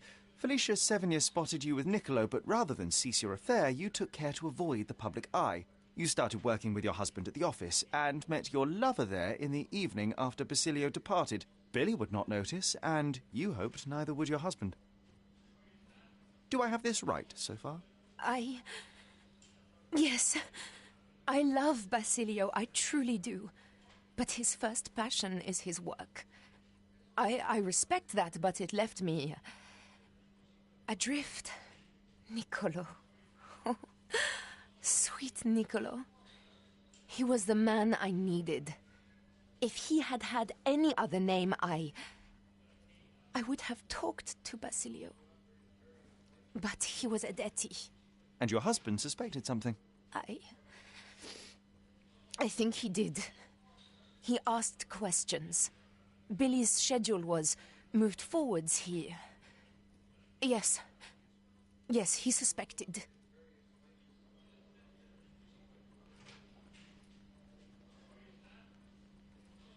And thus we arrive at the heart of the matter. How did Mr. Detti end up deceased in the safe? I do not know.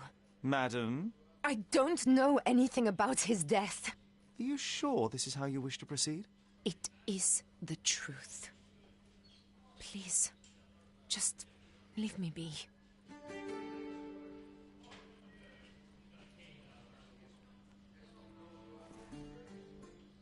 It is a shame it has come to this, but it is patently obvious that you are responsible for Niccolo Detti's death. How dare you?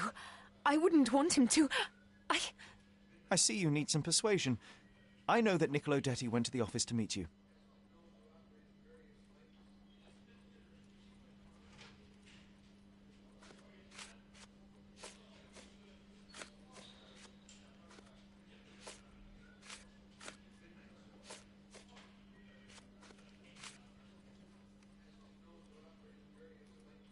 It was a midnight tryst. Niccolo would visit the office once Basilio left, but this time he returned. So you hid Niccolo in the safe. A foolish move. I didn't know the code had changed. It was the only choice. I couldn't let him be found. I loved him. Really? You could have saved his life by simply speaking with your husband, but you sought to free him another way.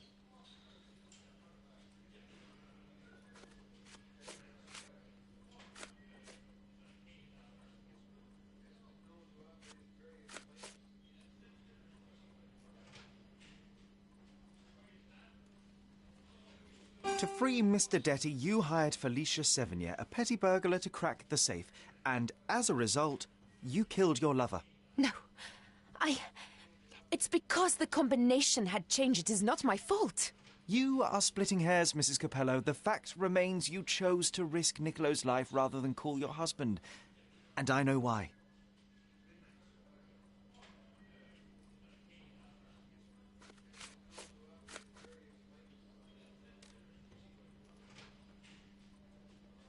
You were afraid how it would affect the reputation of the Capellos, and you feared what your husband would do as a consequence. He's a good man, but he cares about his business, about the family. It would have destroyed him. And now he's accused of murder, Mrs. Capello. How considerate of you. Mio Dio, how did this all happen?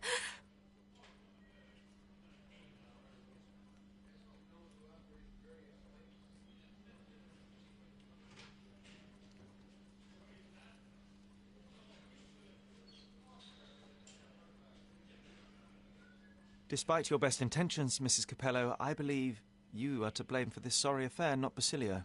I think you're right, sir. Basilio, he does not deserve this.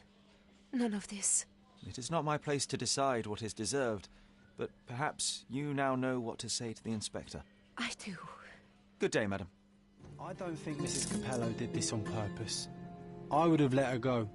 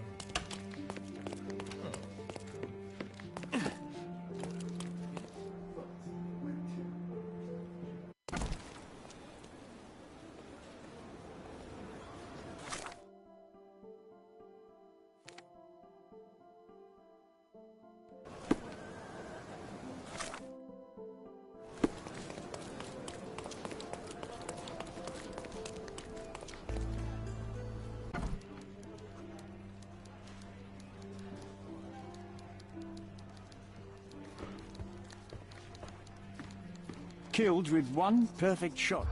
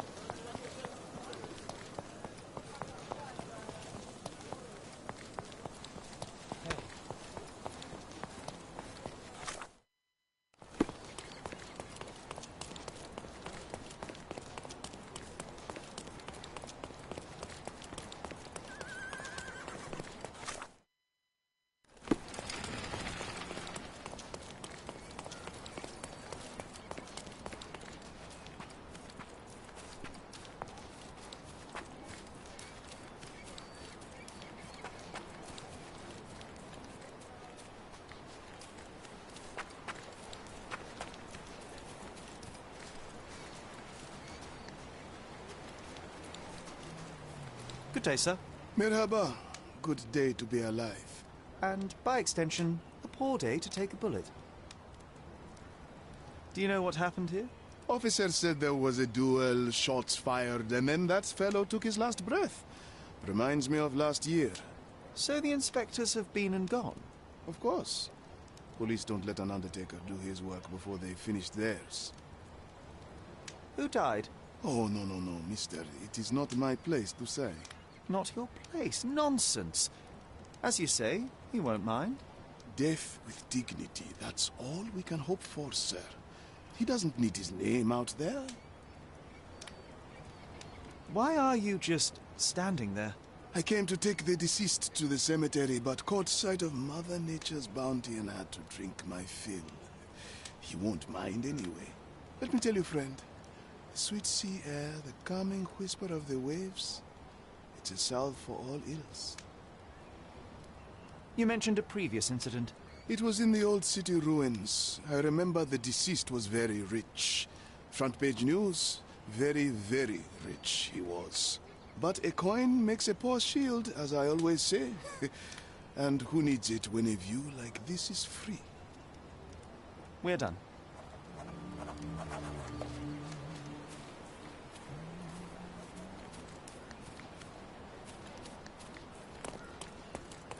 This man is no more. He's ceased to be. He's expired and gone to meet his maker. He's a stiff. Bereft of life, he rests in peace. You know the rest.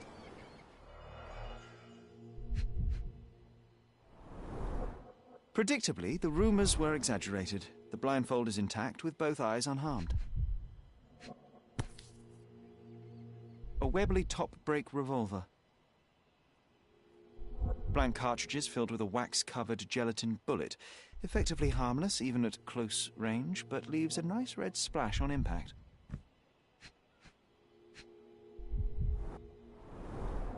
The bullet entered the heart at an angle, implying it was fired from an elevated position. He died instantly.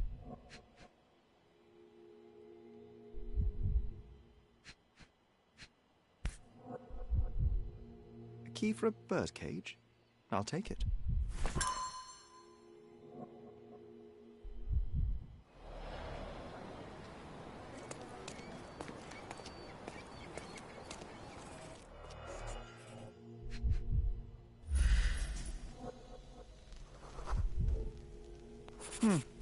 Your opponent was behind you.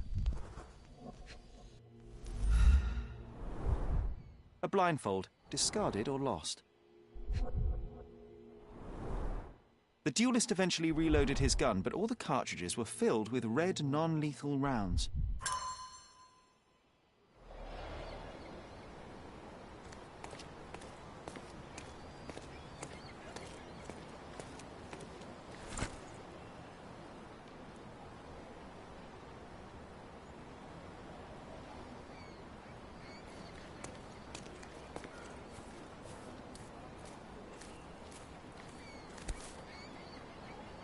Blank cartridges filled with red wax-covered gelatin bullets, most assuredly non-lethal, if rather theatrical on impact.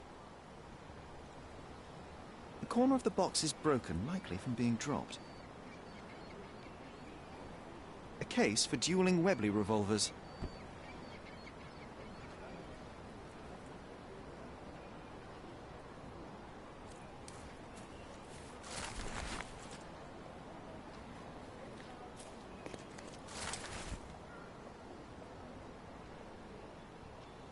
Gosh, how exciting. I always wanted to be a member of a club. I bet you couldn't join. No good at following orders, are you, Sherry? Ah, a contest then. I shall prove my blind devotion, so to speak, to their inane rules, and you shall eat your words.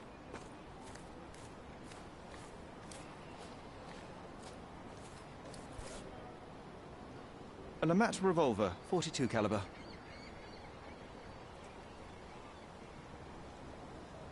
One chamber is empty, the others are filled with live rounds.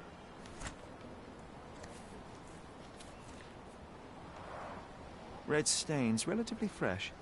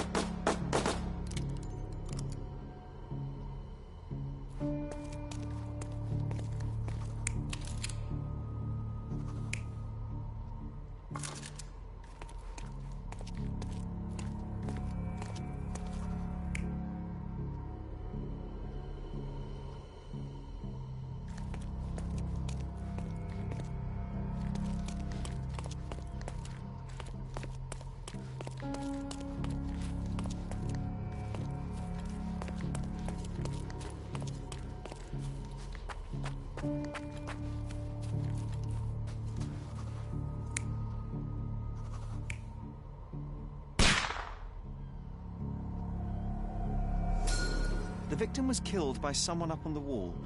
It may have been the referee who took advantage of the duelists while they were blindfolded. This seems plausible, but I must consider all options. What if there was another person here?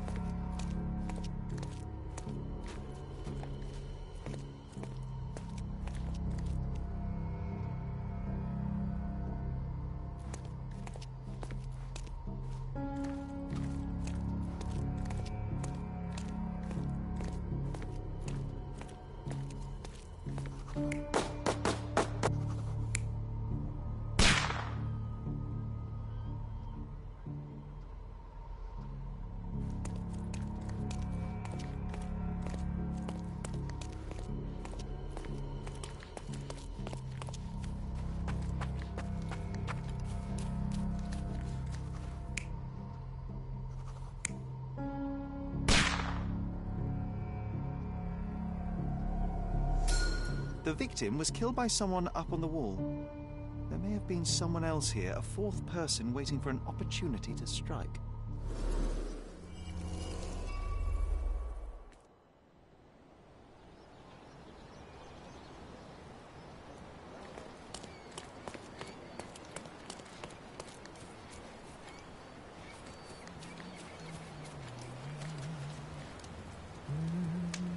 Sometimes I think beauty can blind you, or you can be blind to beauty, you know? Did he see it all around him, do you think, before he covered his eyes and drew his pistol? Can we please leave the nattering behind? Oh, friend, relax. Life's too short to be short with people.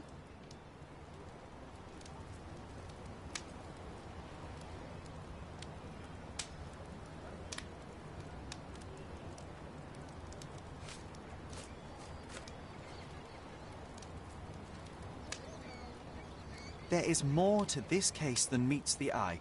The victim fell not to his duel opponent, but a hidden marksman in the ruins. Abandon your oversimplistic ideals and tell me the name of the deceased so his killer can be caught. That is wrong, to be sure. Okay, the man's name was Eric von Staub. I heard the officers say that he lived in Scaladio. At last. You may return to your vacant stare.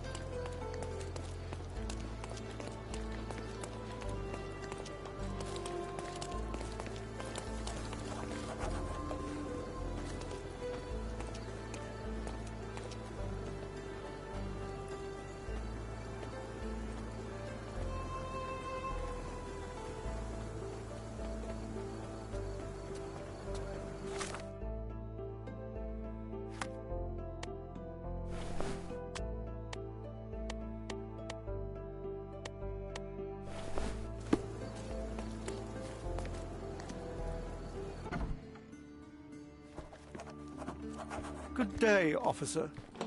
Miss von Staub awaits you in her boudoir. Good day, miss. I regret to disturb you at this tragic time, but could you spare a moment? Oh, officer. I've been waiting.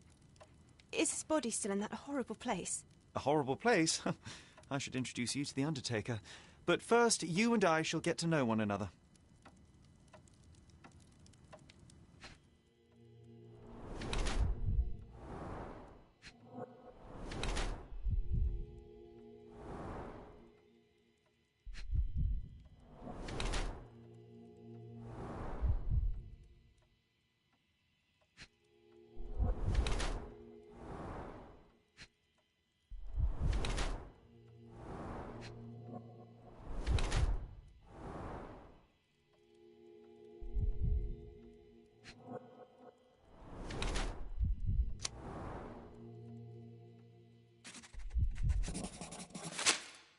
I am Officer Holmes. I take it you are Magda von Staub, the sister of the deceased? Oh, pardon me. Yes, I am. My deepest condolences, Miss von Staub. Your brother's body will be returned to you shortly, as I believe the case will soon be closed. Nevertheless, there remain some formalities requiring attention. May I ask you a few questions? Oh, if you must. But I'm unsure if I will be of much help. Do you know if Mr. von Staub had any enemies? Someone that may have sought to do him harm? Enemies? I don't know. He and I did not discuss such matters, and he was rarely called upon by visitors. My brother's only guests were his friendly contests, but I was not allowed to participate. I merely heard it all from my room. Contests? Eric would practice shooting on the patio, and occasionally friends would join him, but I couldn't tell you if they ever argued. May I take a look at Mr. von Staub's room? His personal effects may prove invaluable in our understanding of the case. Please do. Here's the key. Thank you for your time, miss.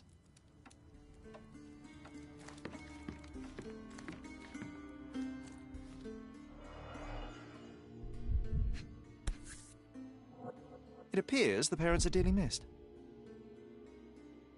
Our beloved parents, 1875, Baden-Baden. Rest in peace. Only German composers feature here.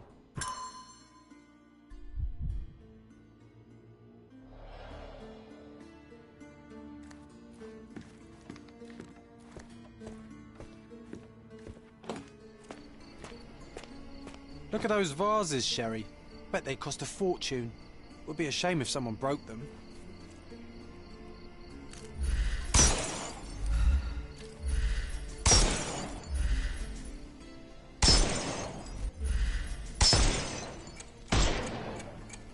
Oh, I love it when you're reckless. Were those Limoges porcelain? You have a keen eye. Well, I suppose it's yours. Next time, shoot with a blindfold.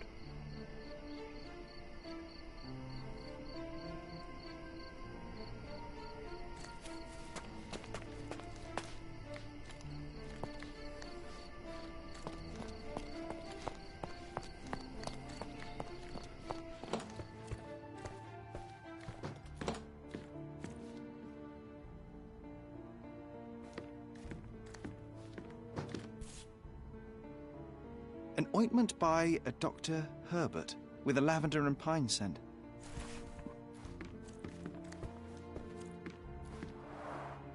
Excellent score.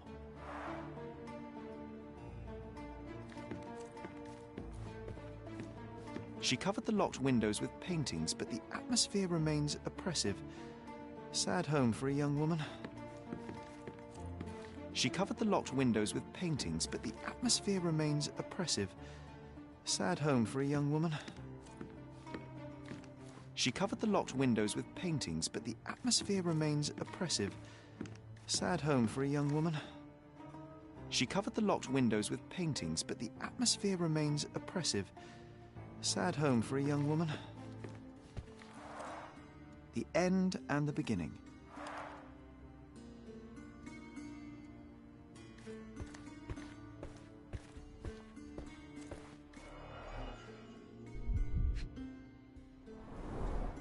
A handsome portrait of Eric. Miss von Staub does have talent.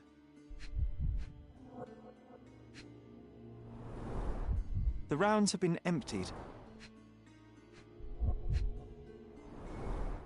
The black paint looks thick. It's been mixed with something.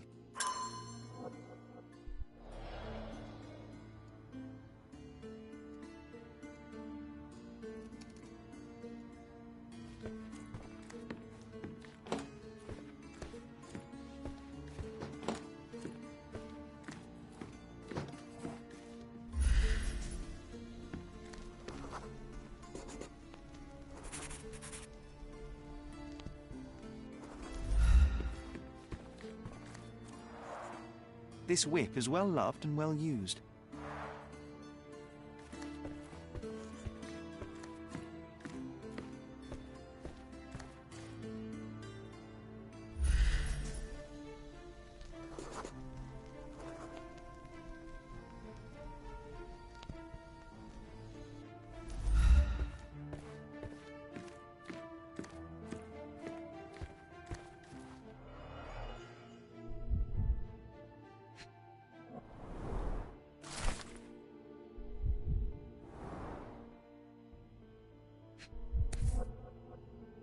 A wealthy man in his 60s. Sir Barnaby Boddington, 1879.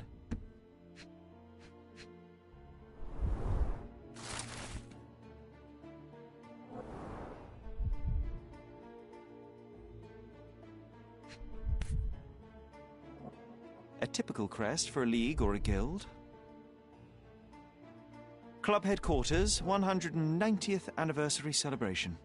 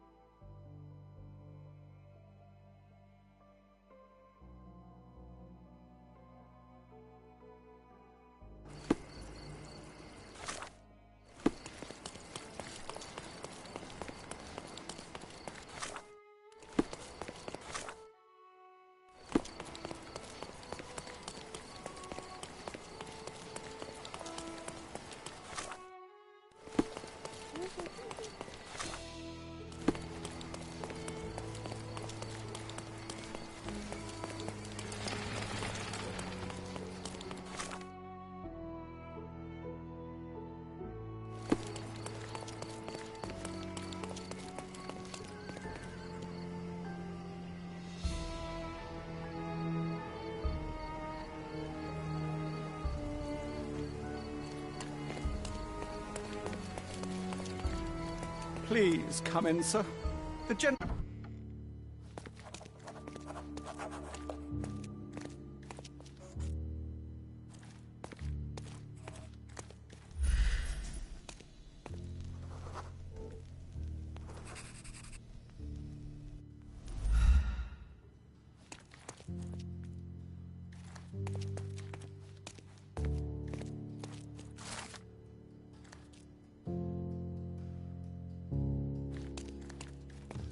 Fancy. Not every manor has a custom floor. That is the von Kramkress, the old Prussian noble family. They must be patrons of the club. How often do you think they check the submission box? My application deserves prompt consideration.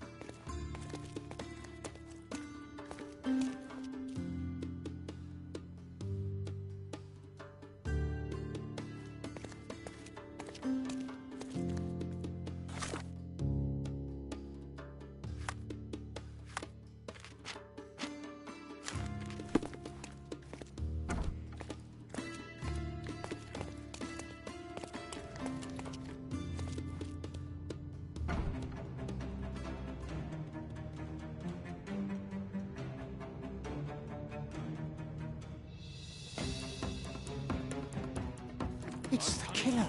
Shake a leg. Get him.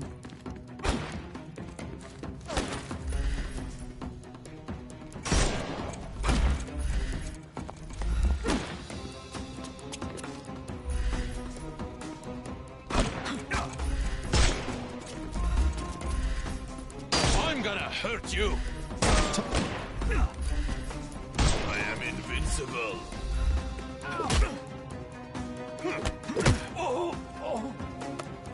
Take a rest, my friend.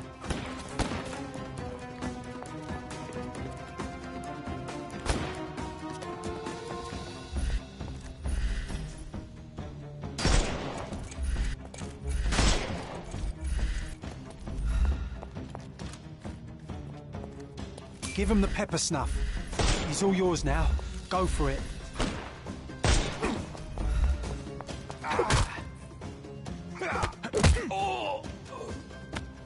Don't bother moving. The snuff's ready.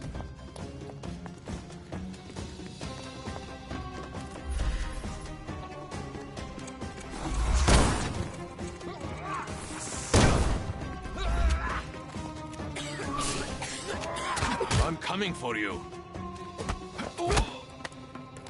Take a rest, my friend.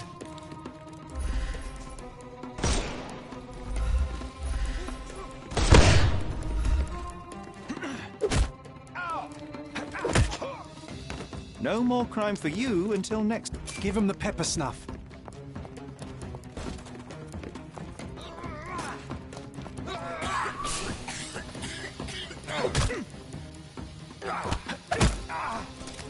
Take a rest, my friend.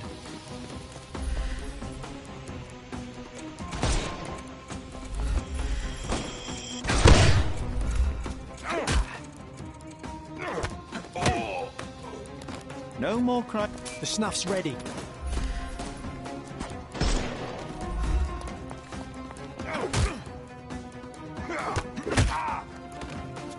Don't bother, Mook. Give him the pepper snuff.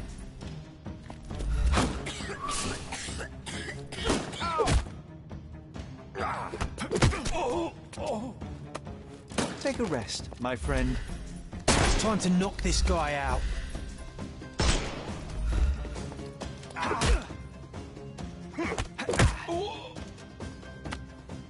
Don't cry, you'll live. The snuff's ready.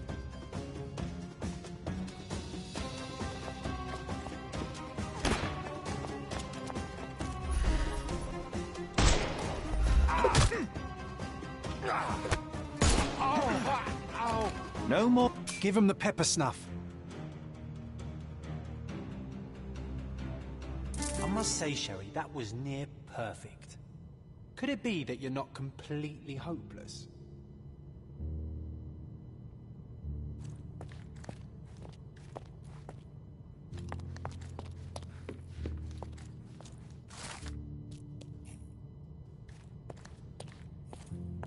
The same ingredient was used in the dueling revolver's ammunition.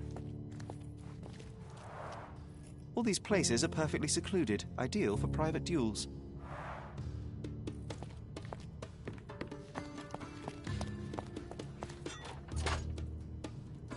Clever system.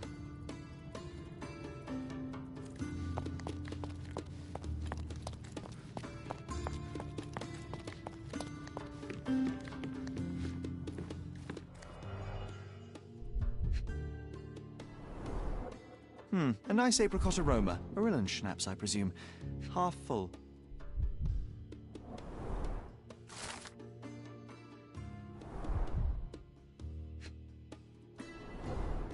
Two glasses with dregs of alcohol. Should I pour us a drink, John?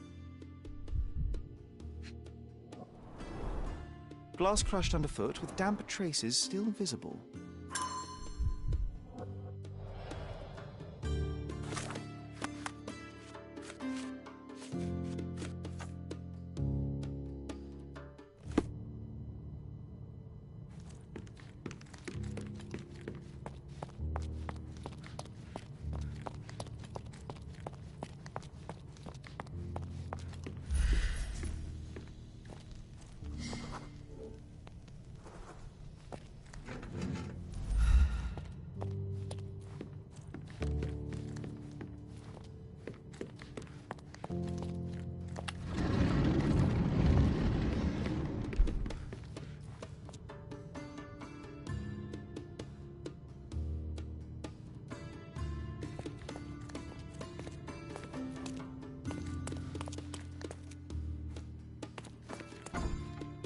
Who the devil are you?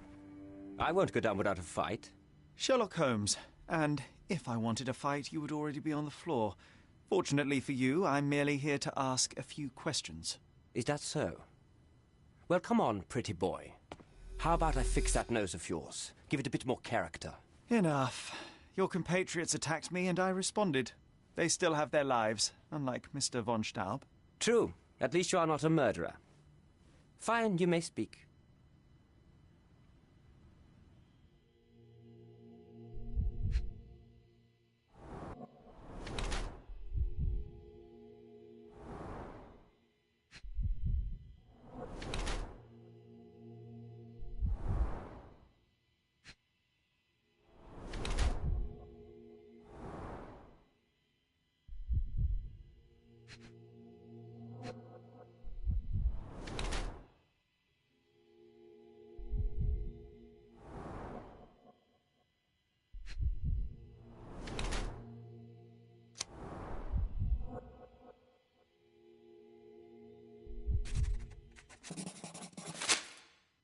So, you are Mr. von Kram, one of the club's best shots, the referee of the deadly duel, and witness to Mr. von Staub's murder. Incorrect. I am the best shot at the club. Heinrich Vögen von Kram.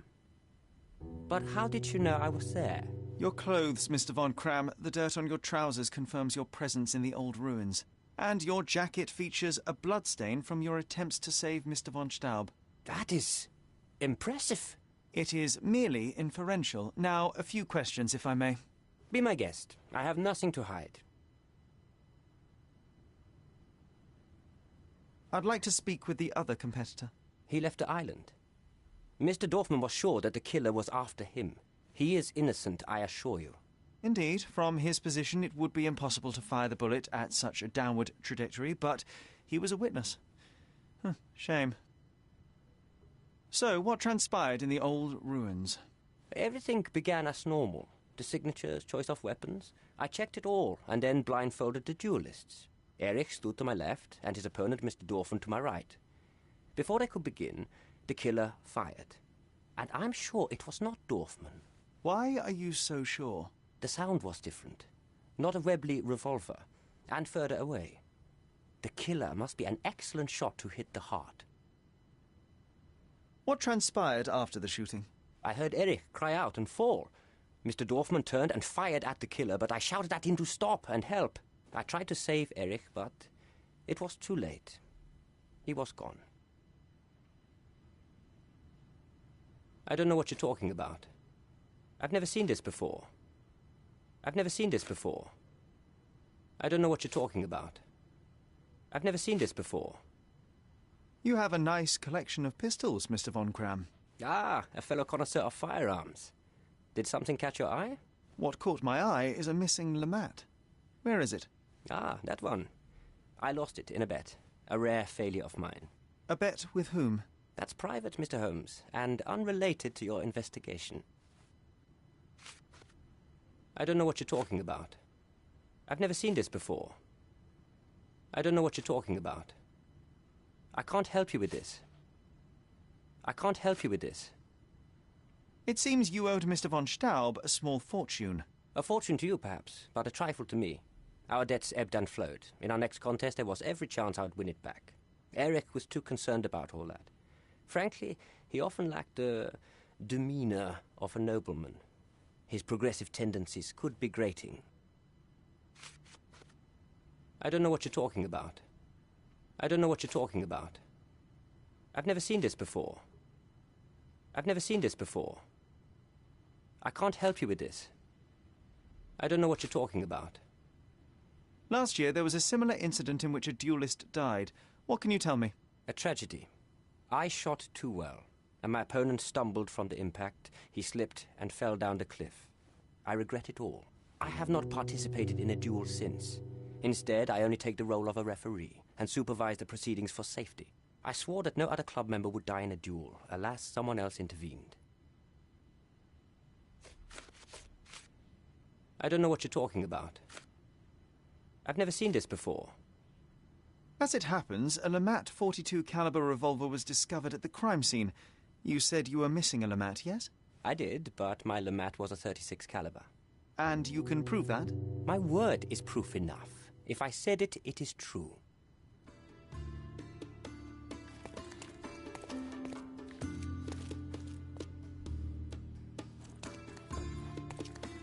How to sharpen one's senses. A remarkable tool to conveniently enhance anything. I could use one for my analysis. Addressed to Heinrich von Cram and written with a nervous hand. Arrived just yesterday.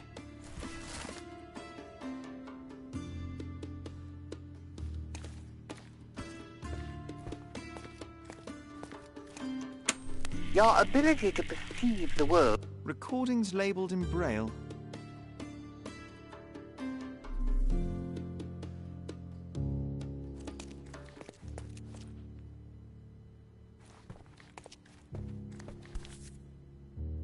Doesn't appear to be the happiest childhood. Cecilia von Cram with Heinrich, Cologne, 1864. Mein Wunder.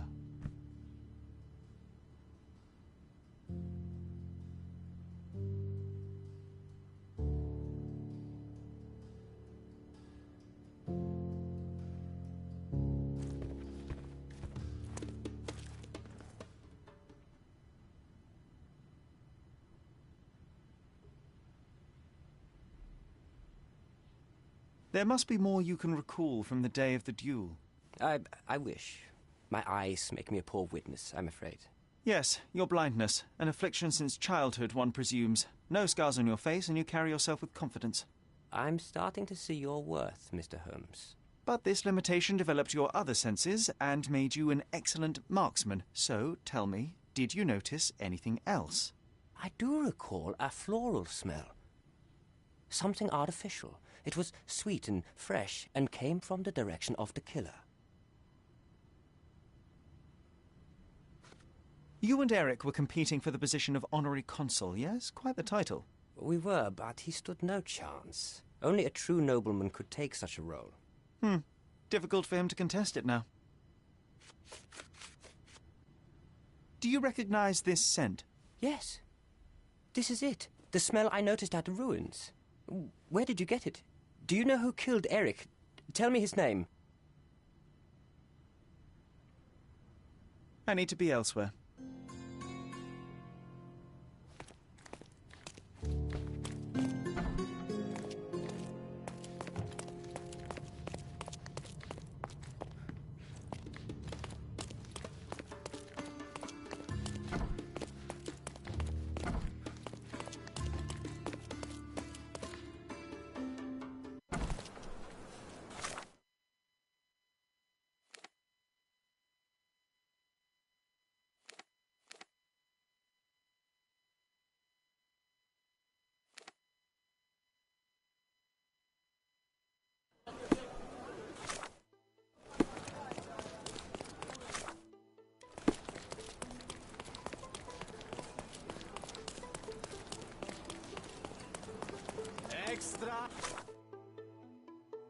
Extra! Frosty reception for refugees.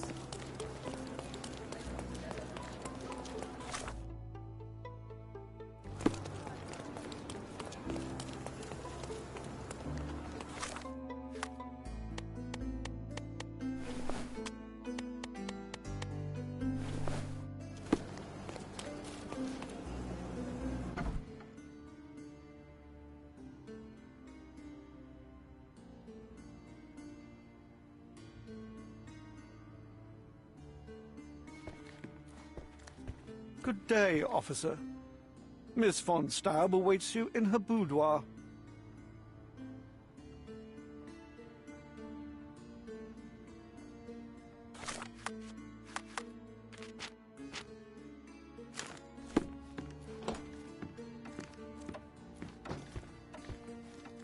Going on a trip, miss? No, I'm leaving permanently. This place brought me nothing but sorrow. I am sorry. What do you want?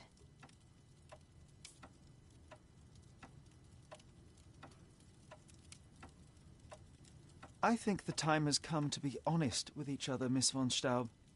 I'll start with my confession. I misled you in our previous meeting. My name is Sherlock Holmes, and I do not work for the police. What? I don't understand. In actuality, I was independently investigating your brother's death and came to an unexpected conclusion. How? Why? It was not a tragic accident, miss. It was cold-blooded murder. And I know the culprit. No. Who is he? Nice try, but as you well know, I'm talking to the culprit right now. What? Are you out of your mind? Certainly not. Allow me to explain how you killed your brother.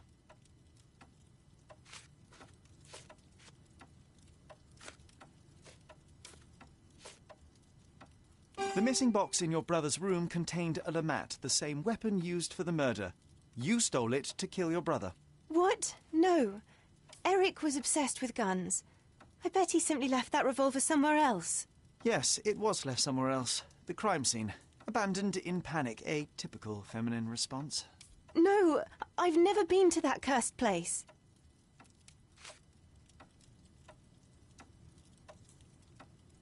You hid behind the wall in the ruins. None of the others present could have killed Eric from that position. Both the duelists were blindfolded and Mr. von Cram is ill-sighted. So nobody saw anything? Your imagination has run wild. Ah, but you forget one thing. A blind man's other senses grow stronger. Mr. von Cram detected a lavender and pine scent. That of your ointment. You're taking the word of a sightless man. This is monstrous.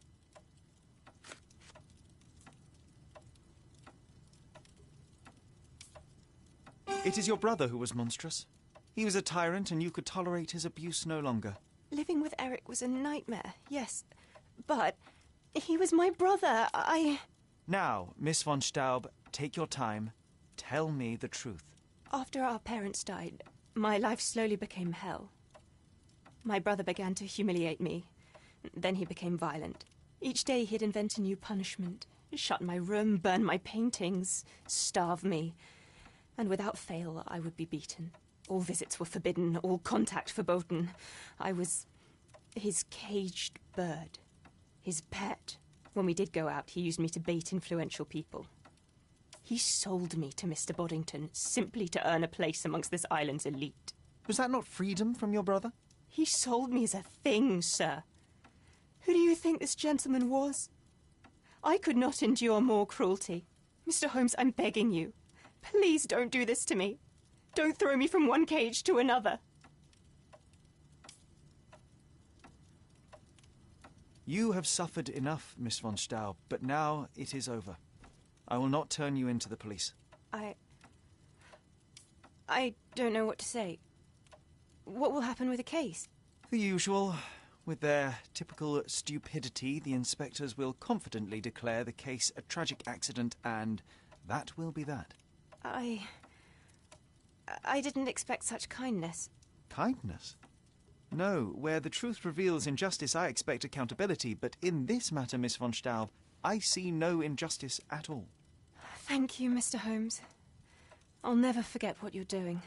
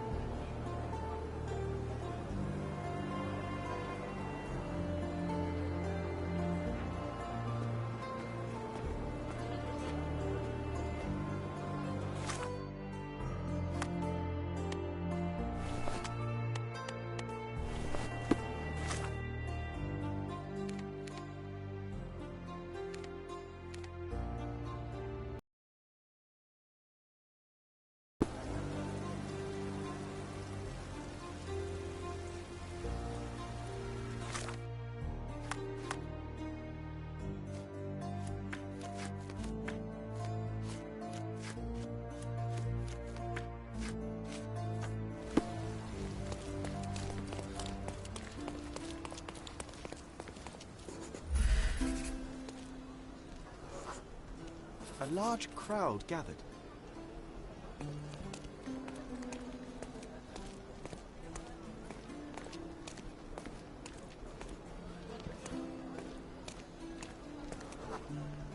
I was here, young and passionate about the truth. Mycroft stood close to me. He was keen on my attending every official event, that I might prepare myself for the Crown service. Lucky for you, that was the last time he did it.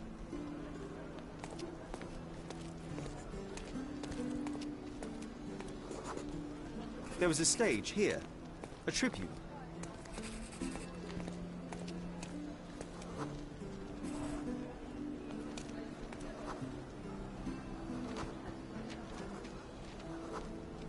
The governor gave his speech there. He was lying through his teeth and nobody noticed, or didn't want to, but I noticed. I was extremely irritated by his lies. I shouted my opinions very loudly for everyone to hear. The crowd went wild.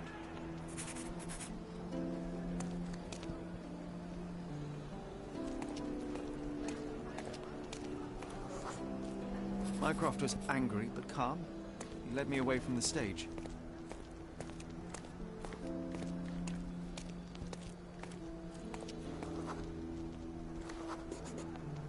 He told me that I should keep my mouth shut, that silence is golden. I couldn't stand for that. Behold, Sherlock Holmes's famous adherence to justice was born here.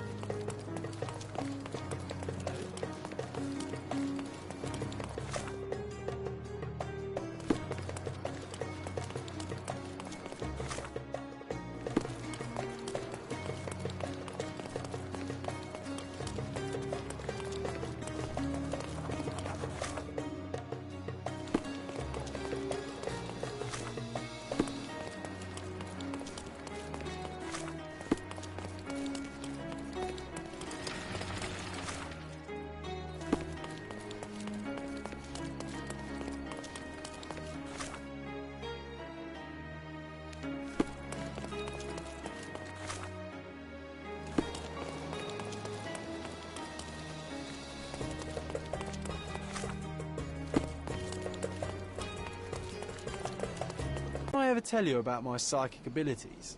I should have. I even know where we ought to go next.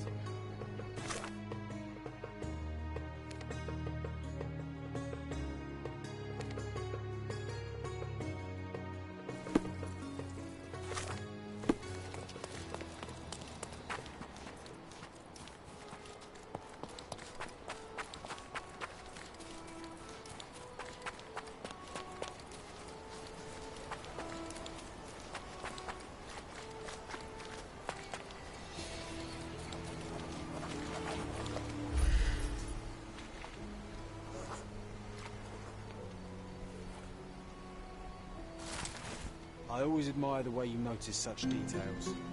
In such moments, I often recall Mother's voice teaching us of the importance of the smaller details. world hangs on small hinges, John. Even the most chaotic miracle becomes sequential when you take a closer look. I remember.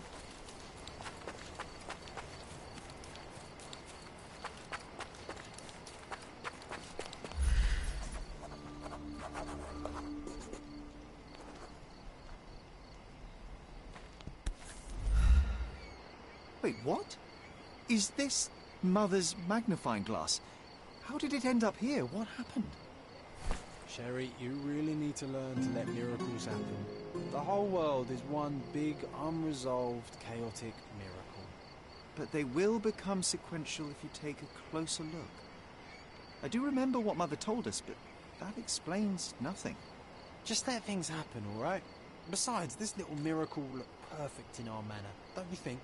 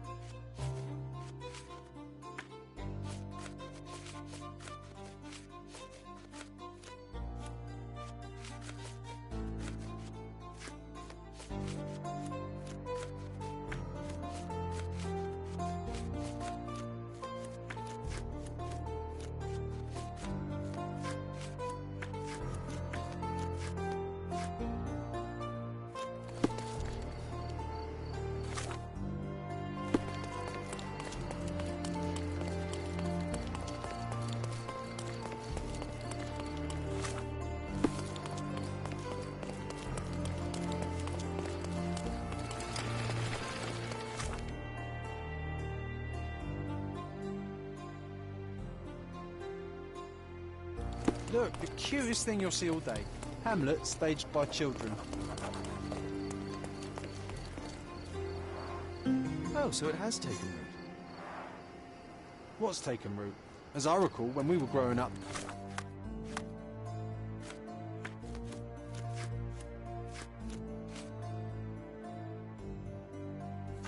This theatre didn't welcome kids.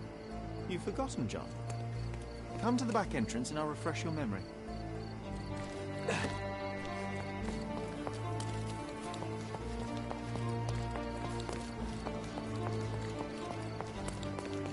I still see nothing. You need to focus, my dear friend. Watch me.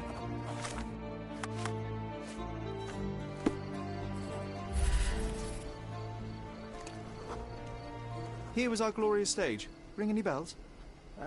We don't need to dwell on the past, Sherry.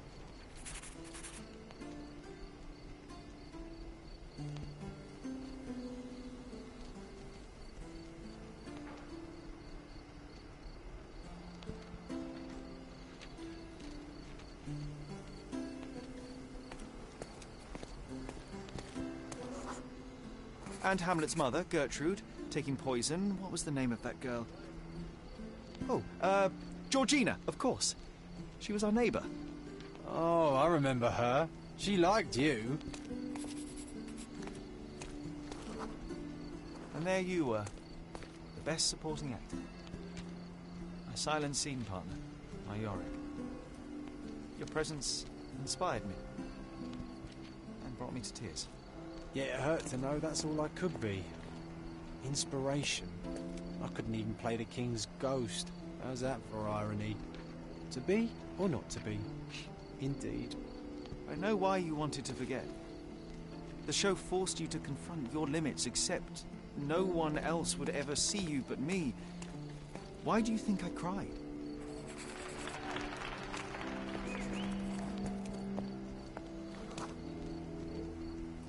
In the end, the audience was thrilled. You can still hear their roars after the final act. You were so pleased with yourself when the theatre director came down to admire your work.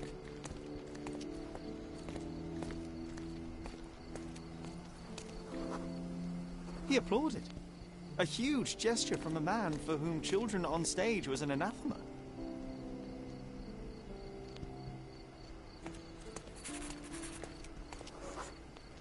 One small step for a man, one giant leap for students of the dramatic arts. Childhood is a time of naivety. I cannot now imagine seeking a career as an actor, drinking wine all day and gaily treading the boards at night. Yet you often pretend to be someone else in your search for the truth. You can't act like this side of you disappeared completely. Quite. This, above all, to thine own self be true.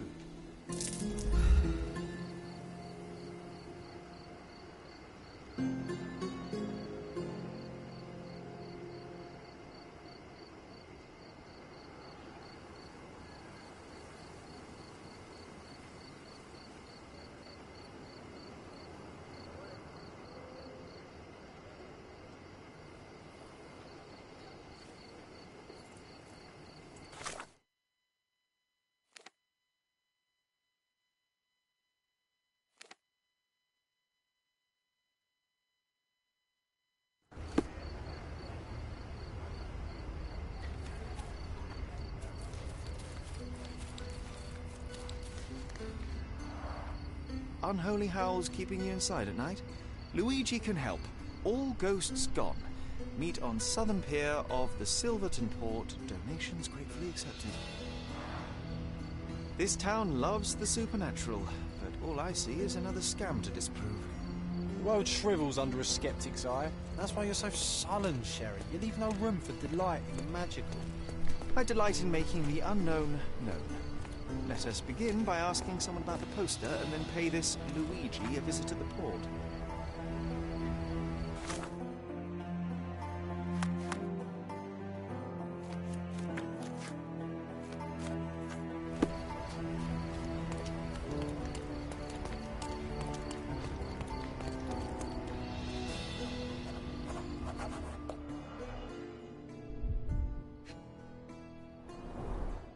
Not much brandy was spilled when the bottle broke.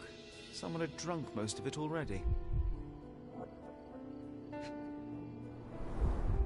Not enough blood for a murder, but plenty to suggest fists were flying in a collie shangles. I wonder if Luigi made it himself. I reckon the ghost is responsible for all this mess. Don't jump to conclusions. Until we locate any evidence to the contrary, we shall continue to exclude the supernatural. Let me concentrate, John.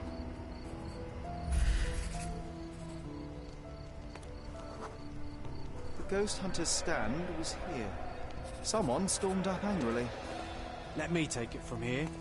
It was the ghost of Cordona, a horrific being, formless, with evil eyes and glassy skin that shimmered like a nebula.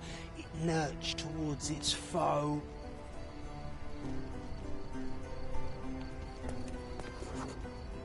No, John, it was human. We're staring at the evidence of a scuffle between men. A little imagination never hurt anybody. If a mark realizes they've been had, that the fear was baseless, the money defrauded, they will likely return to voice their displeasure.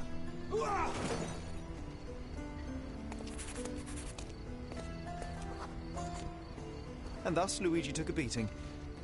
Fools should have at least moved locations between scams.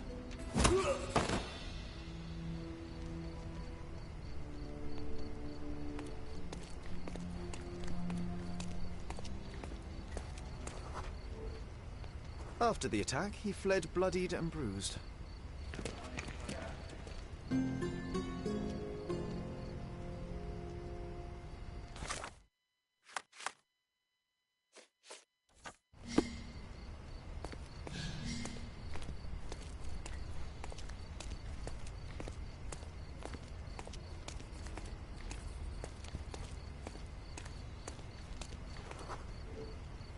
Looks like he crawled that way.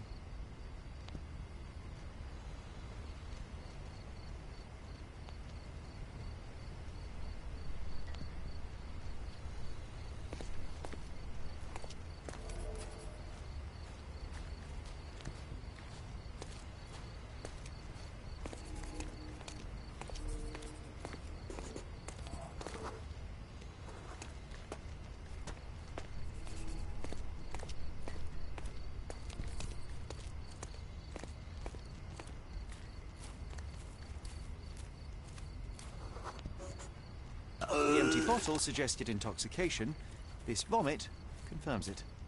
Well, if you were tailing supernatural creatures for a living, wouldn't you start drinking? Thanks to you, I am often forced to tail the supernatural, and yet I'm still sober. Mostly. There's a bottle missing. After expelling all the alcohol from his stomach, it seemed he was compelled to replenish it. Perhaps because booze eases the pain of his lonely and dangerous life as a ghost hunter. You need to stop reading the Penny Dreadfuls.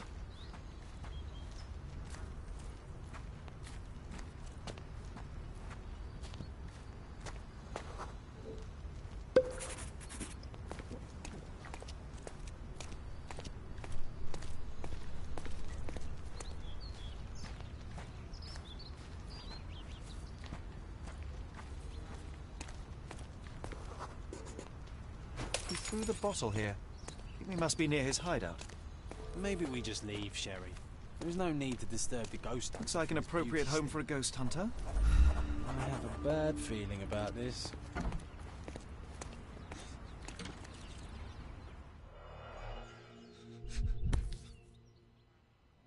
Handcrafted, actually rather beautiful work. An eerie and unsettling sound. Donations, one presumes. So this is where all the money was going. The painter definitely has an aesthetic. So you see, John, nothing supernatural, just a drunken lowlife fooling superstitious sailors for a living. You can't argue with the truth. The truth will out no matter what one does. You can embellish it all you like, but you're just delaying the inevitable. Well, you can delay it no more. After what happened at the port, this scam won't work again.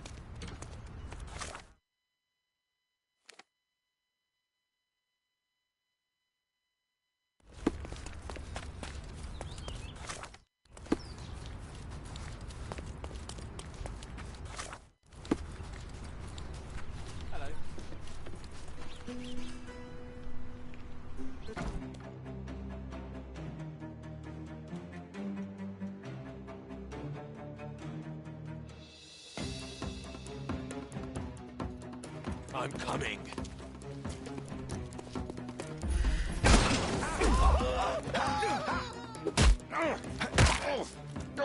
Take a rest, my friend.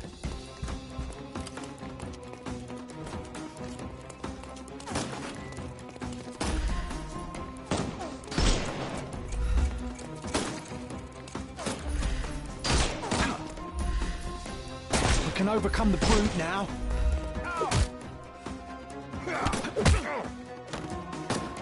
Don't cry, you'll live. The snuff's ready.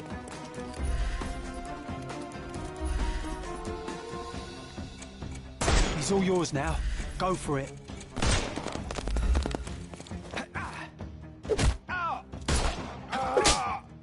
Take a rest. Give him the pepper snuff.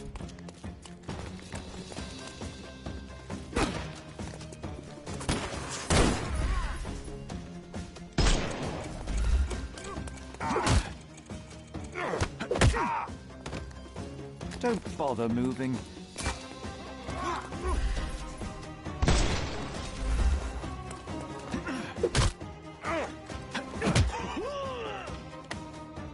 Do some.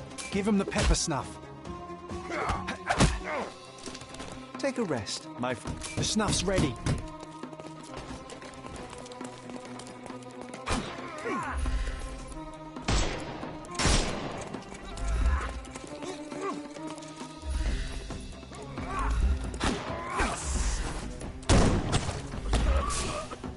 I couldn't miss the party. I'm coming. Time to knock this guy out.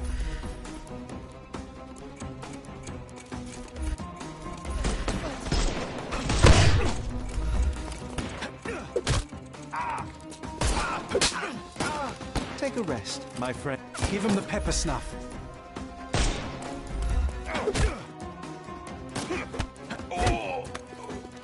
No more cry. The snuff's ready.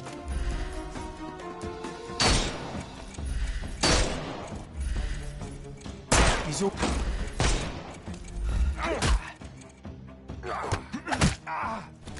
Don't bother moving. Give him the pepper snuff.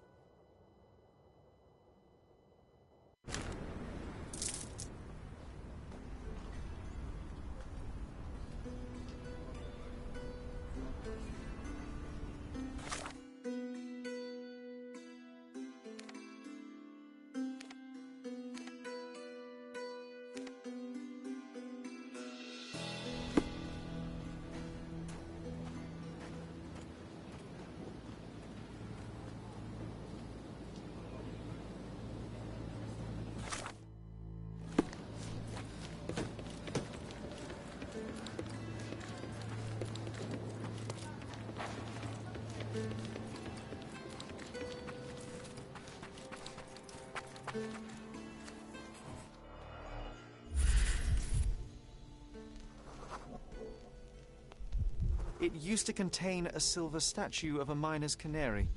They were often used by miners to detect fire damp. The lattice work was bent a long time ago.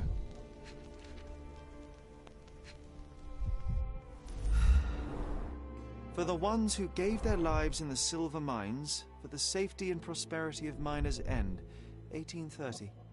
A gloomy picture. But quite poetic. A symbol of safety and prosperity has vanished from Miners' End, and now only the cage is left to remind the residents of their past glory.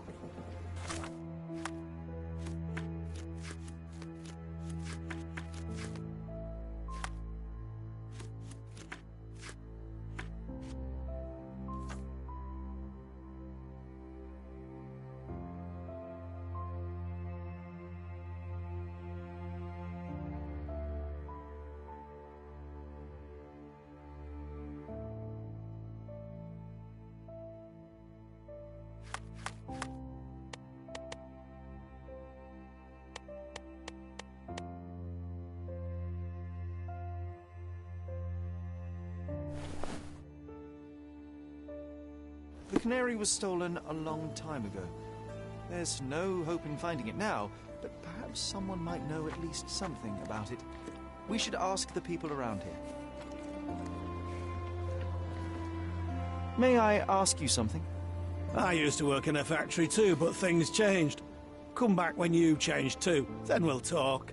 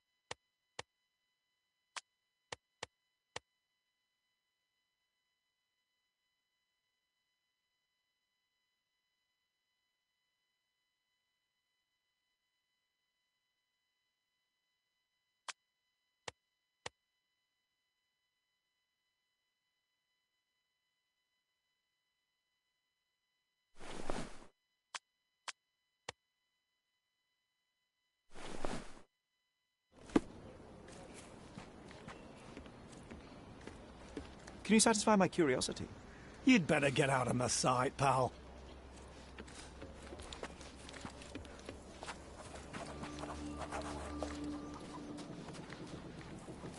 Help me, please. Of course. Let me help you.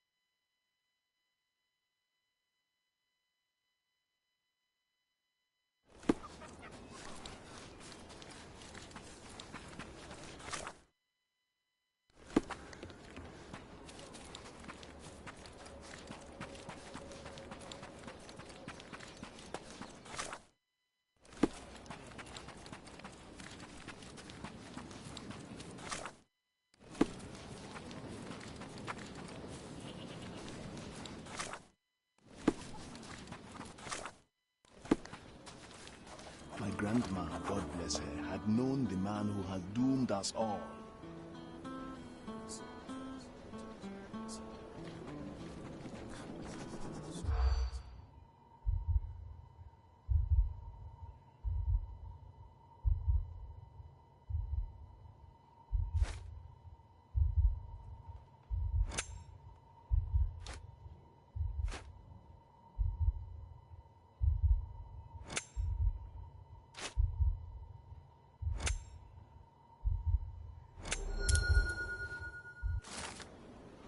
The thief died in grief. A poetic story for such an unpoetic place. Safety is gone, and tears take the rest.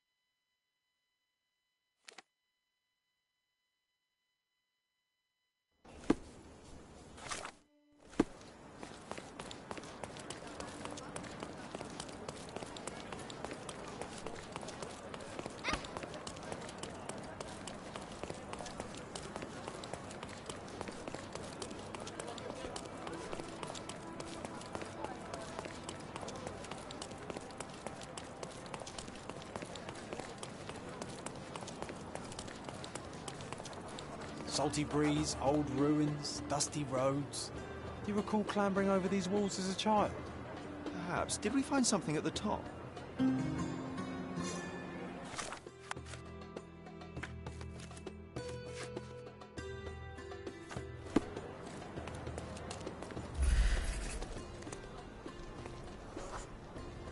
Ah, it was an old skull. What a lucky find for a pair of young adventurers. It was easier to climb these walls back then. Not merely because we're older, but because the ruins are too. Oh yes, I remember his face as we flew by with a skull in our hands. He looked as shocked as our grisly companion. The skull would stick in the mind, but somehow... no.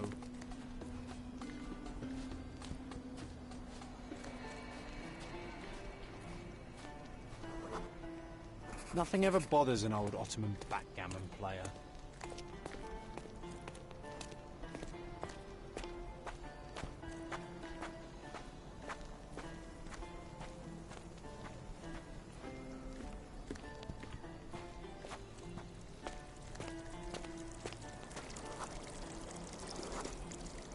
This wasn't the right place for a funeral.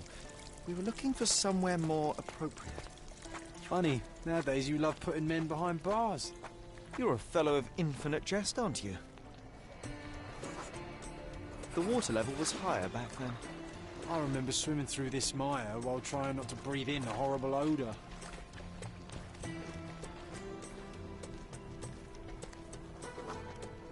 This is where we buried it. It seems that with time, our friend has emerged once more. The skull is ancient. Its likeliest owner was one of the Knights Hospitaller who died during the siege of the fortress. I remember now, you said this skull was my father's.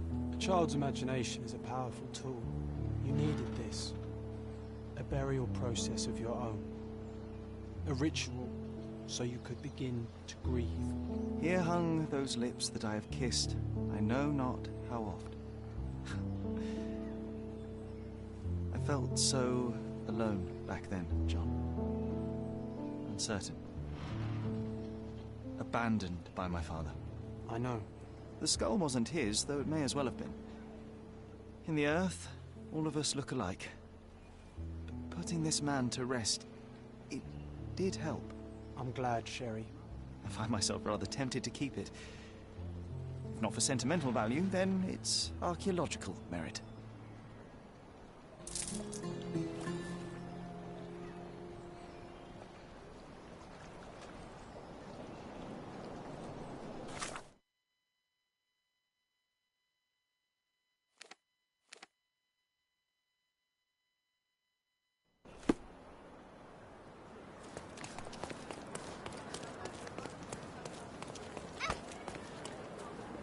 Another knife in the pillar.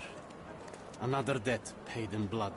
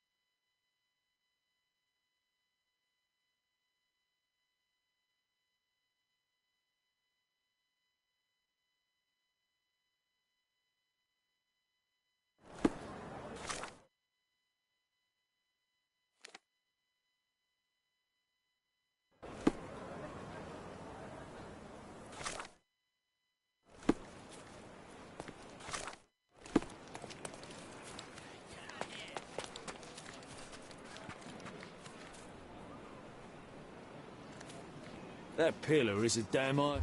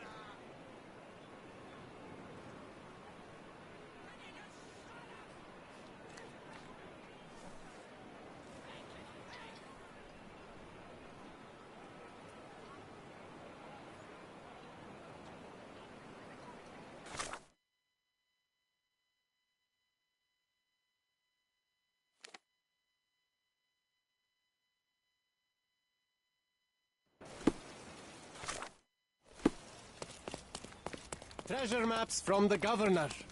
Find 8.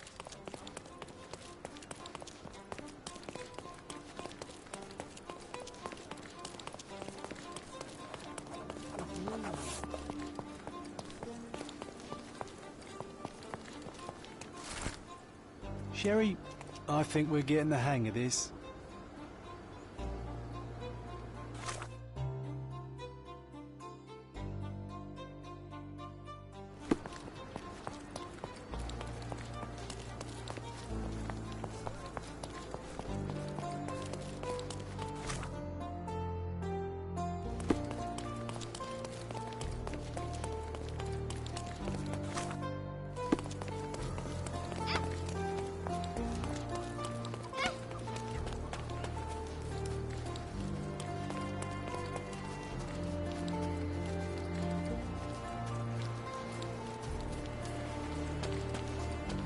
It was in the very place marked on the treasure map.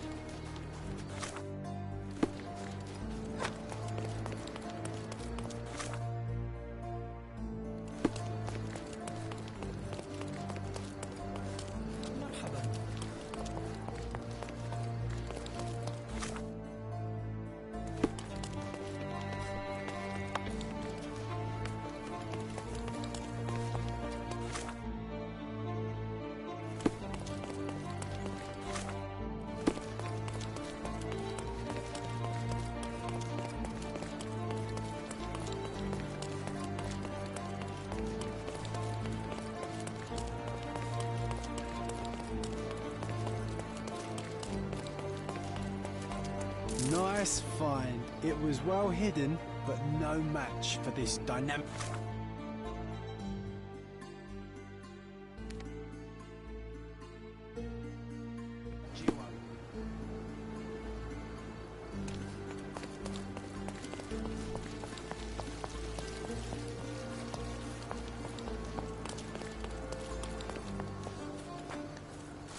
It was in the very place marked on the treasure map.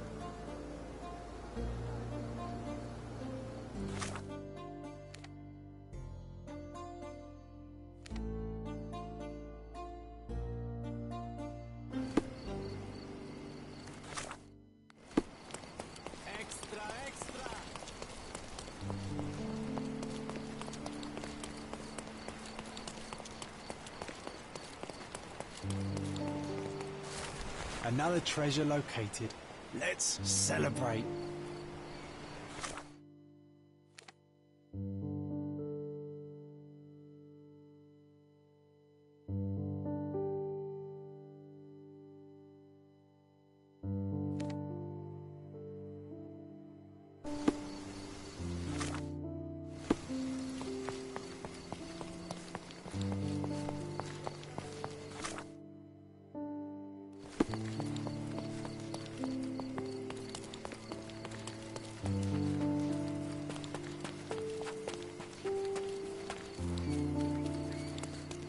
We found the treasure.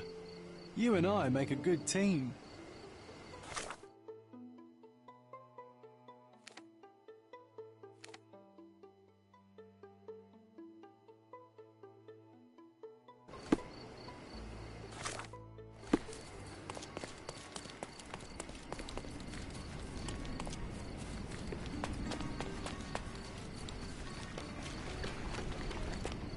We found the treasure. You and I make a good team.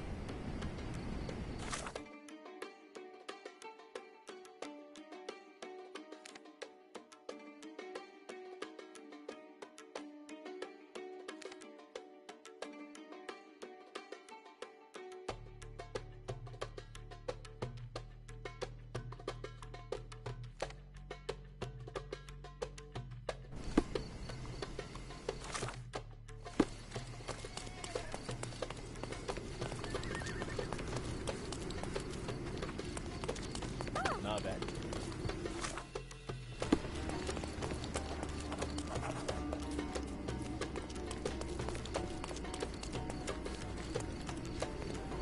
Another treasure located. Let's celebrate.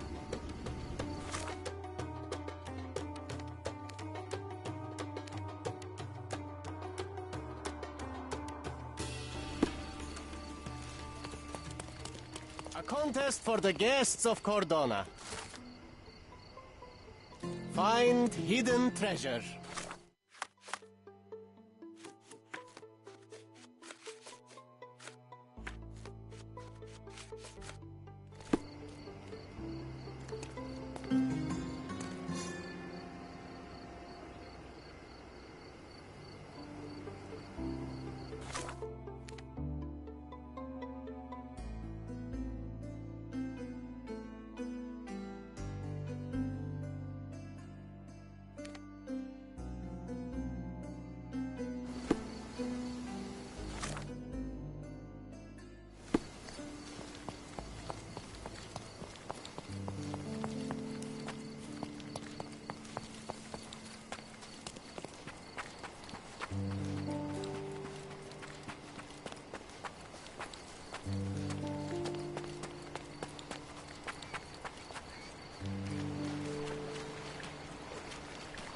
Sherry, I think we're getting the hang of this.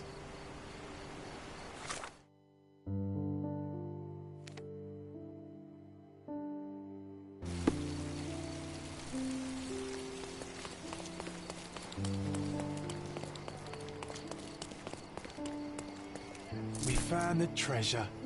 You and I make a good team.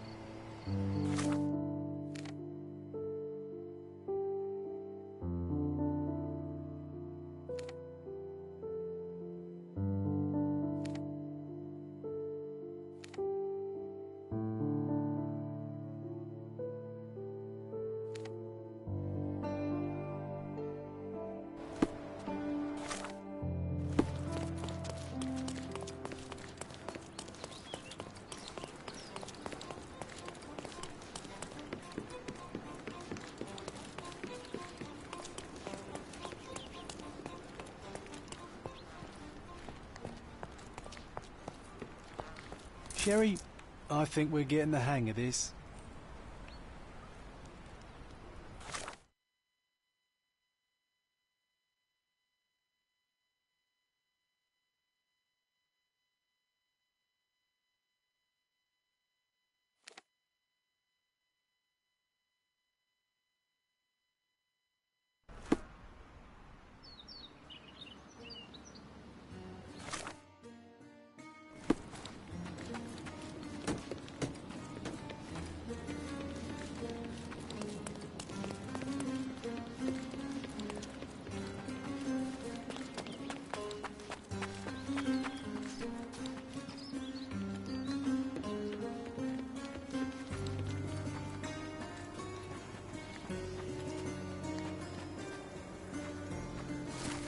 Another treasure located. Let's celebrate.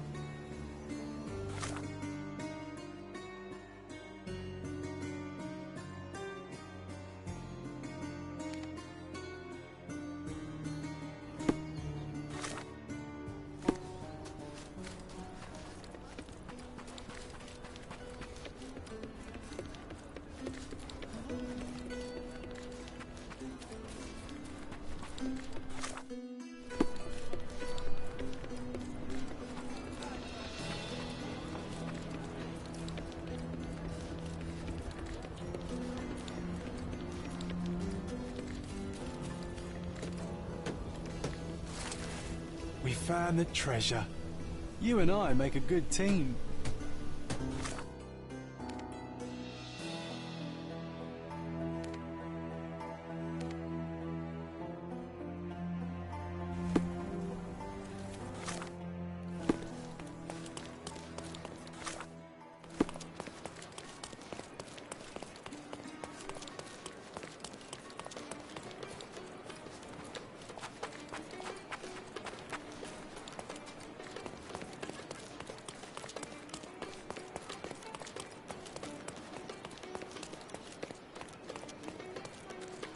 Another treasure located. Let's celebrate.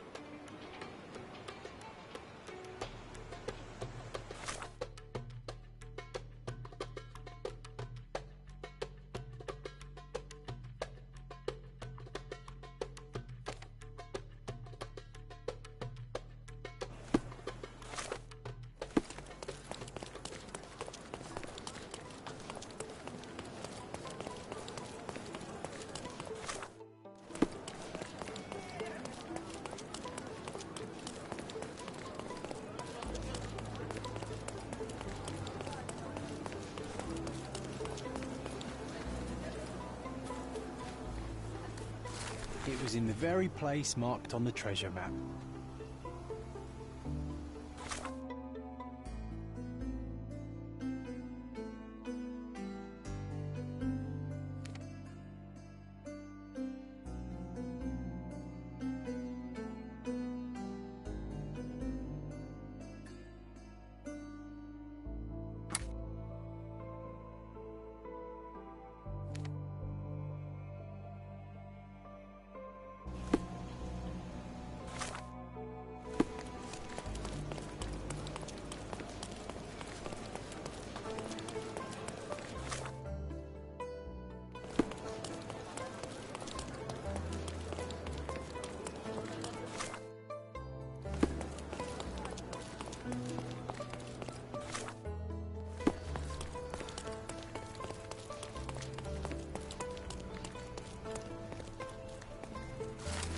Nice find. It was well hidden, but no match for this dynamic duo.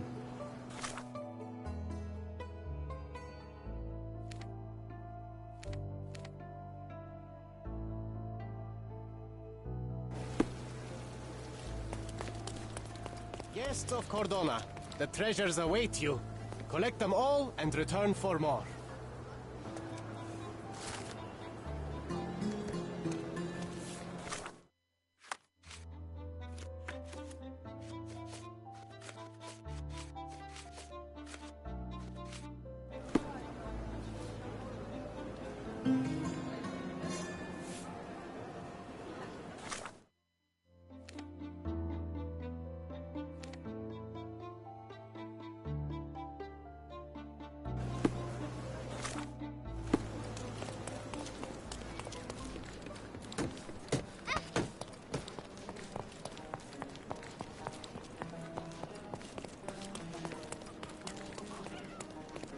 It was in the very place marked on the treasure map.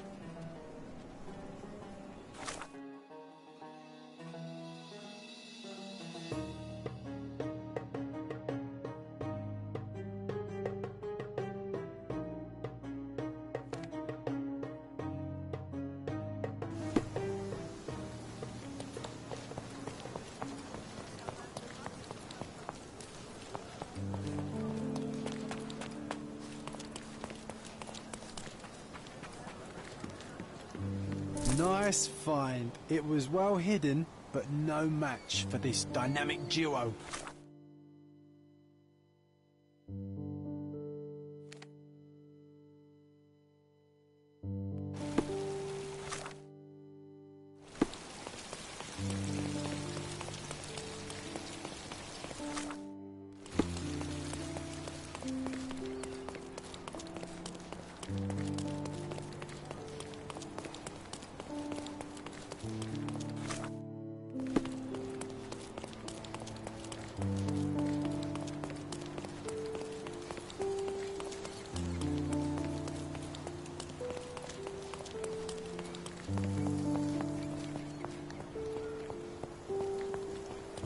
Sherry, I think we're getting the hang of this.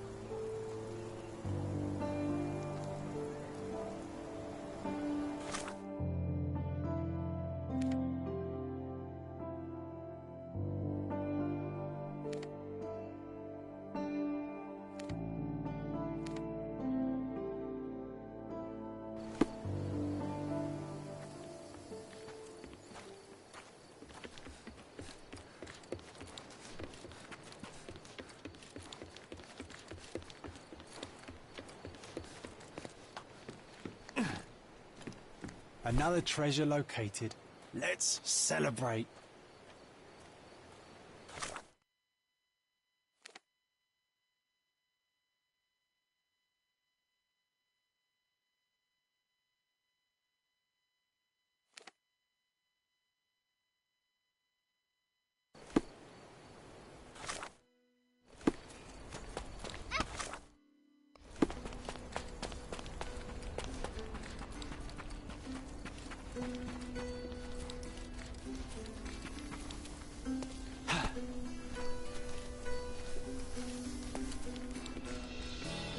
Sherry, I think we're getting the hang of this.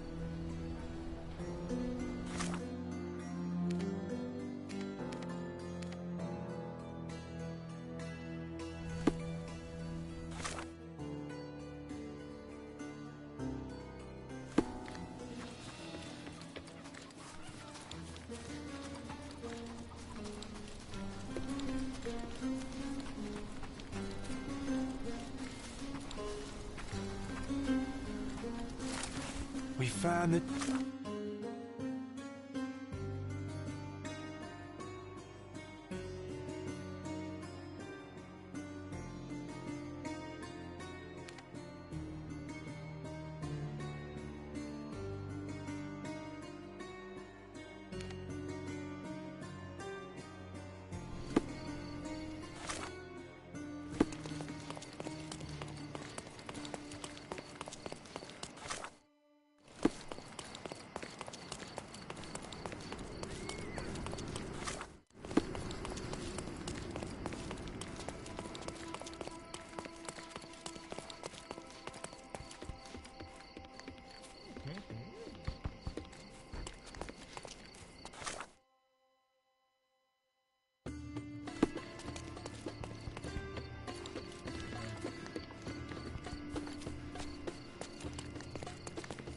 Another treasure located.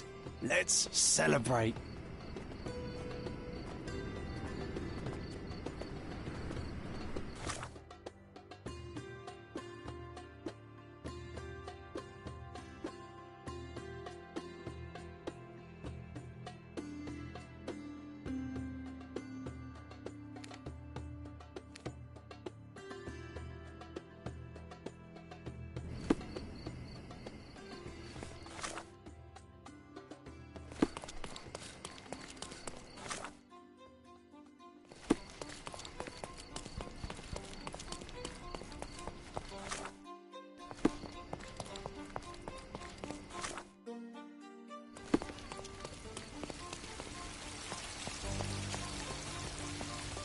It was in the very place marked on the treasure map.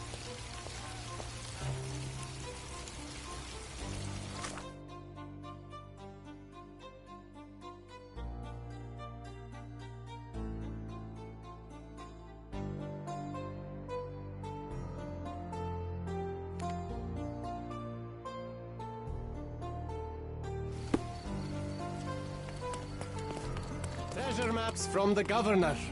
Find 8 and come back for more.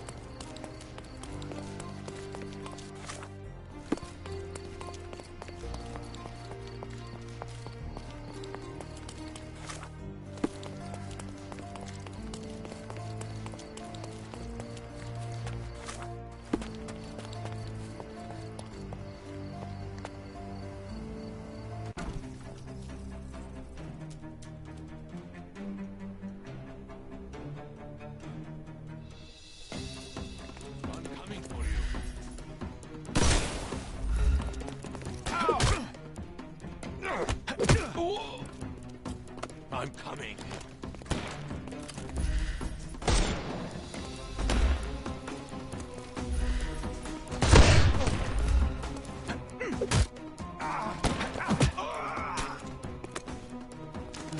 The snuff's ready.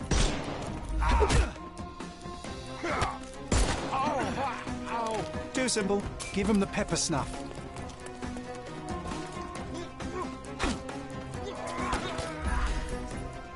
Not that easy.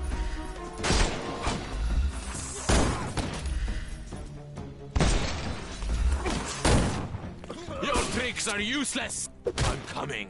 I couldn't miss the party. Take a rest, my friend.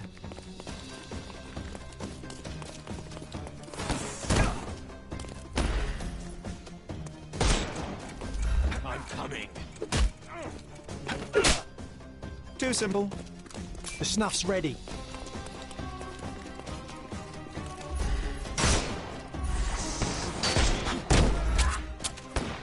I'm gonna hurt you.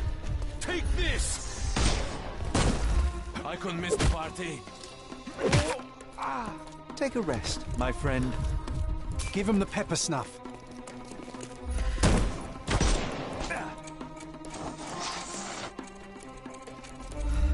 We can overcome the... Not that easy. Overcome him, don't... I'm coming for you. No more crime for you until next month.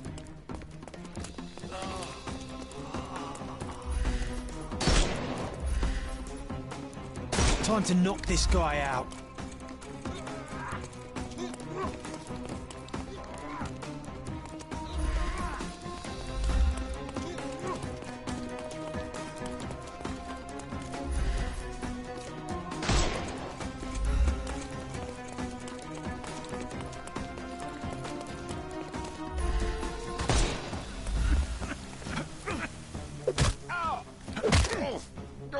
Take a rest, my friend. The snuff's ready.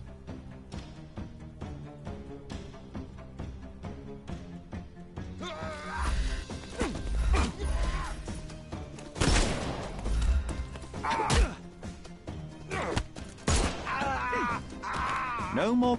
Give him the pepper snuff.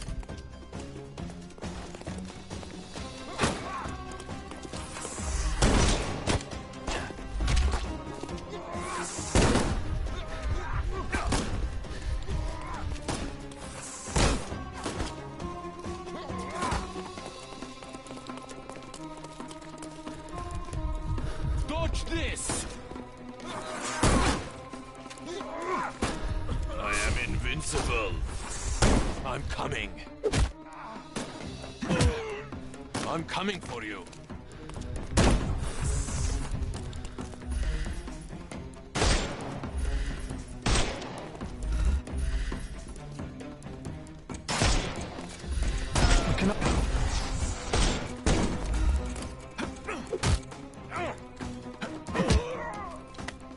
Too simple. The snuff's ready.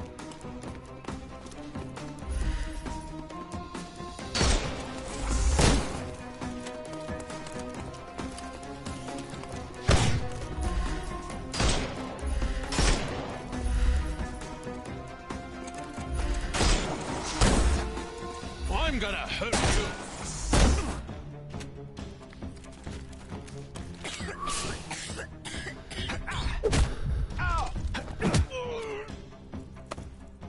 Don't bother moving. You've lost.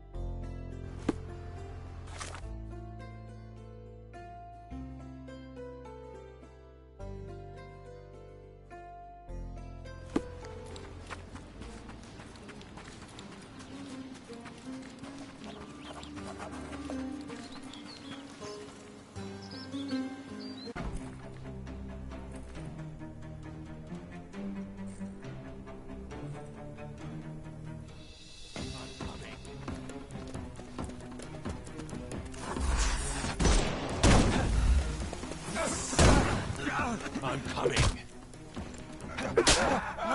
No more crime for you until next month.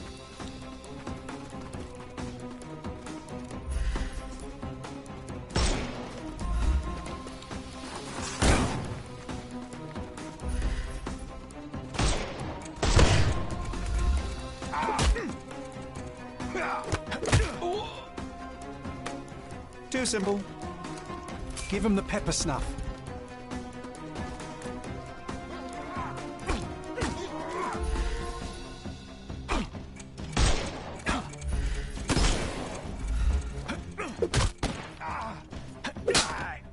Don't bother moving. You've lost. The snuff's ready.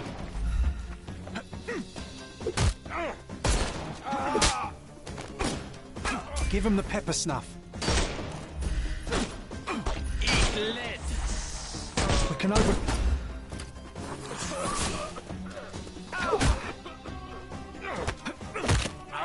I'm coming.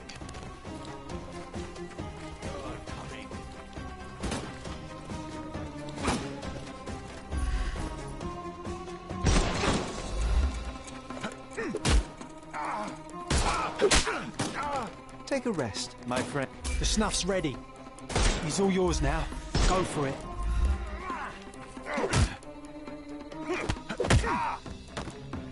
Too simple. Give him the pepper snuff.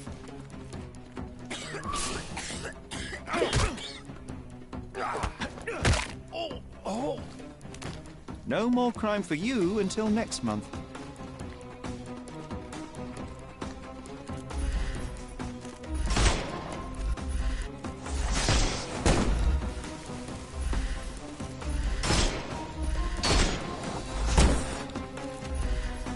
No, you killed him.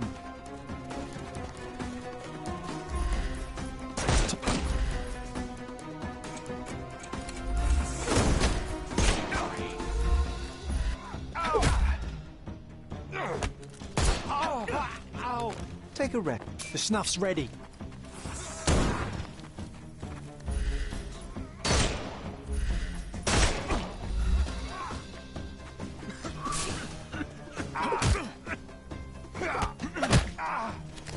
No more crime for you until next month.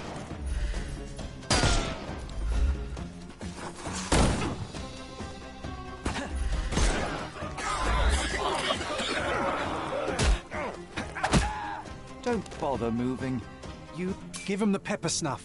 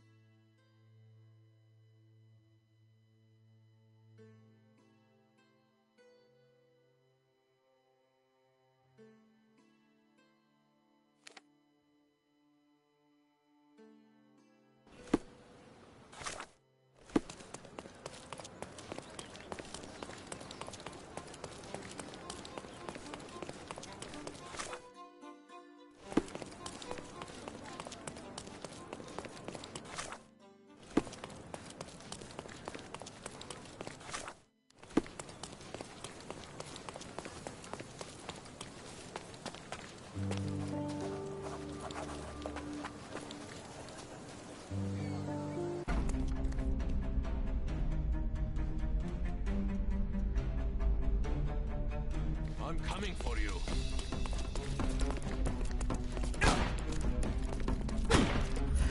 Come back!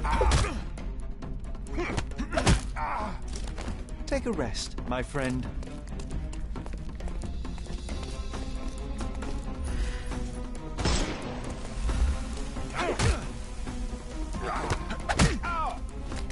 No more crime for you. The snuff's ready.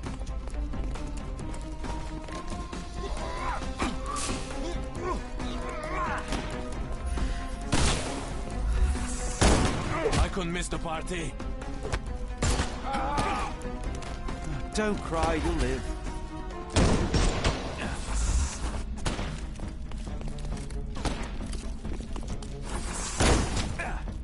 I'll put you 6 feet under. I couldn't miss the party. Eat lead. Take this. I'm coming. Take a rest, my Give him the pepper snuff.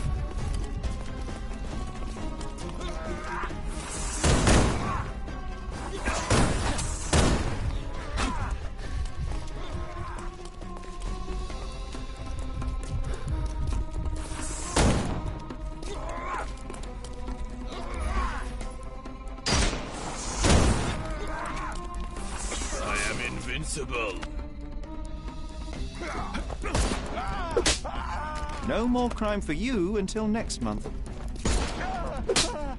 Too simple. The snuff's ready.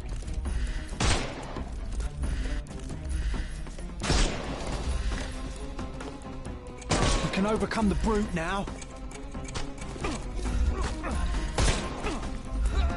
I'm coming for you. Take a... Give him the pepper snuff.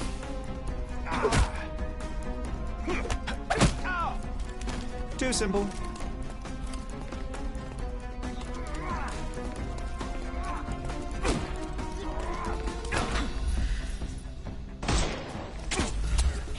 I will end you. Take a rest, my friend. The snuff's ready. No more crime for you. Give him the pepper snuff. I'm coming for you. Take a rest, my friend. The snuff's ready.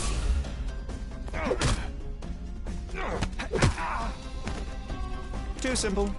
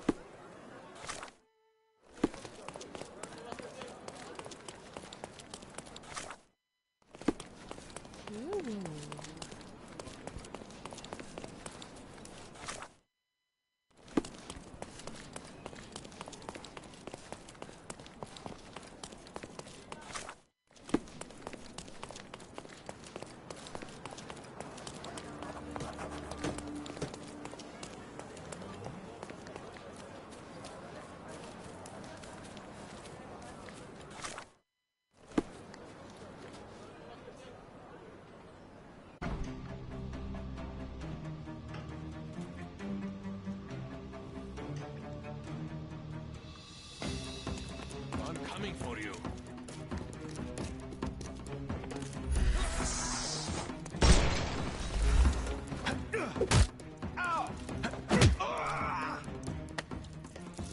Don't cry, you'll live. Take a rest.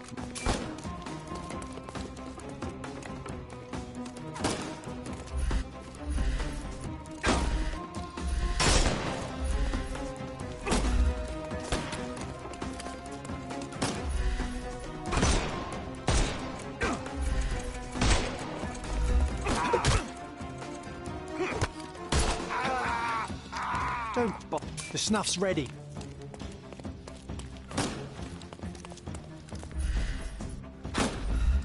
Watch this!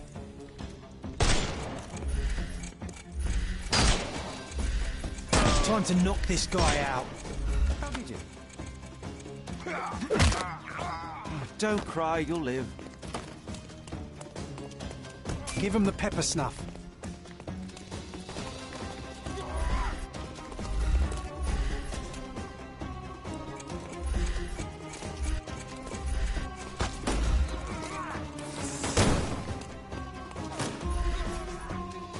We can overcome the brute now.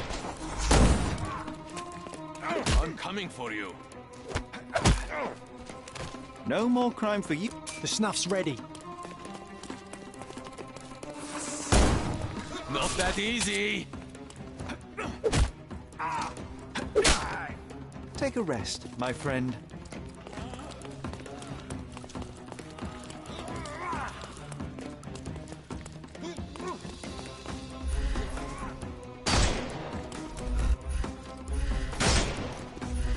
He's all yours now. Go for it.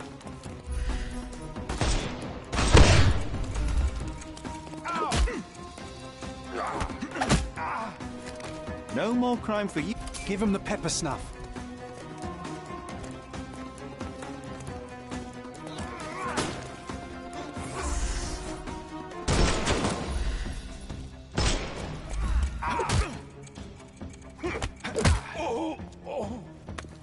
Too simple.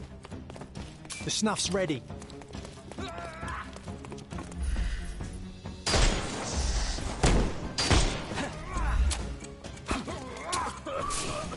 I'm coming.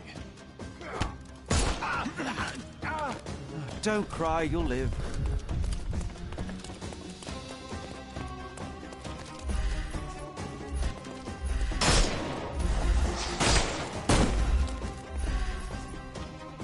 He's all yours now.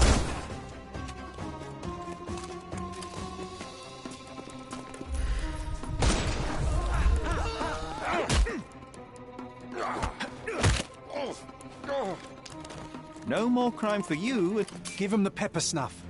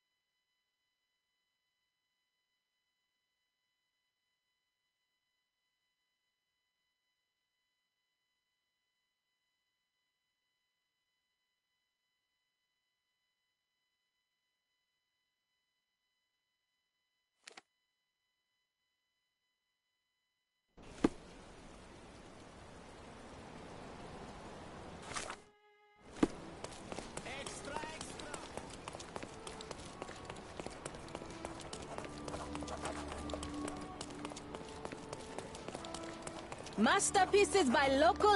My goods will brighten up your house.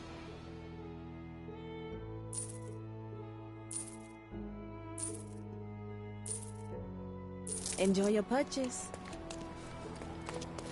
Tired of your garden view? My goods will brighten up your house.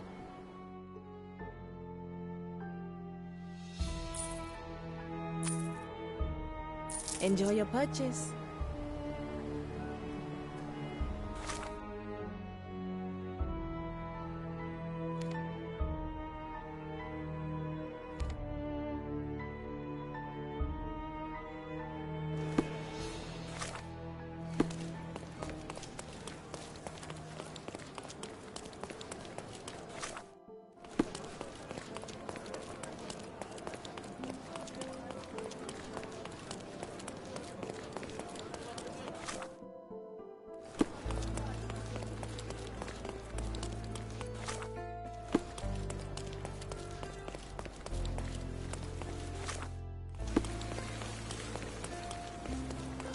Refresh your interior.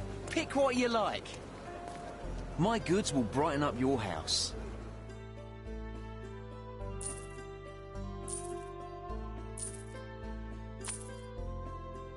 Enjoy your purchase.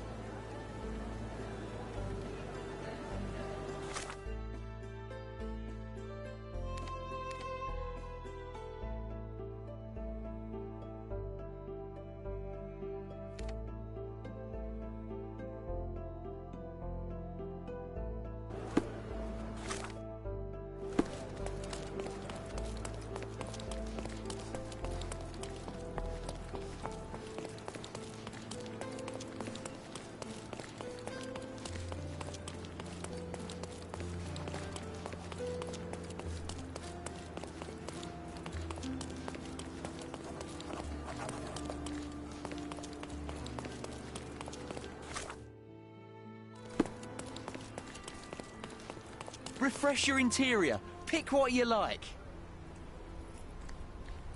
My goods will brighten up your house.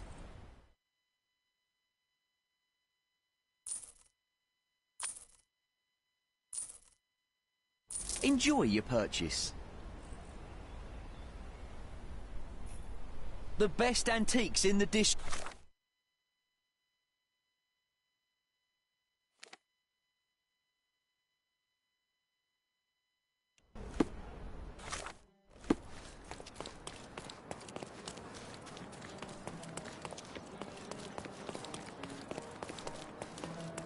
Come, come. Merhaba. It's a good day for a purchase.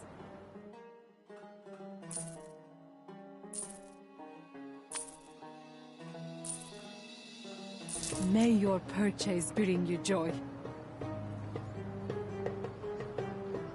Don't miss out on the best carpets on the island.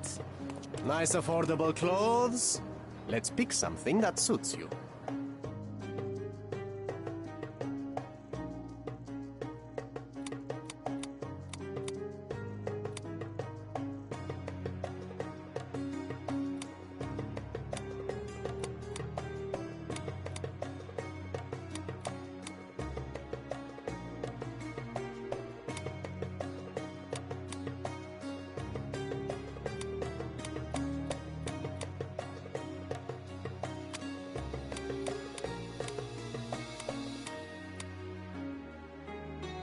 Don't leave.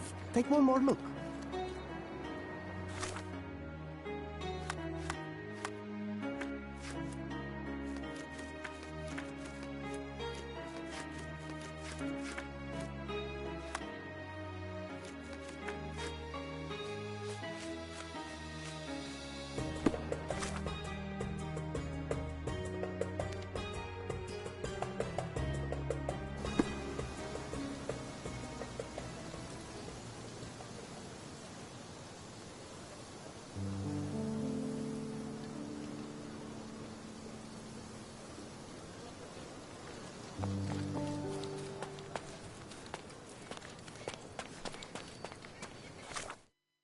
Garden's much prettier, don't you think? I bet the memories are all flooding back now.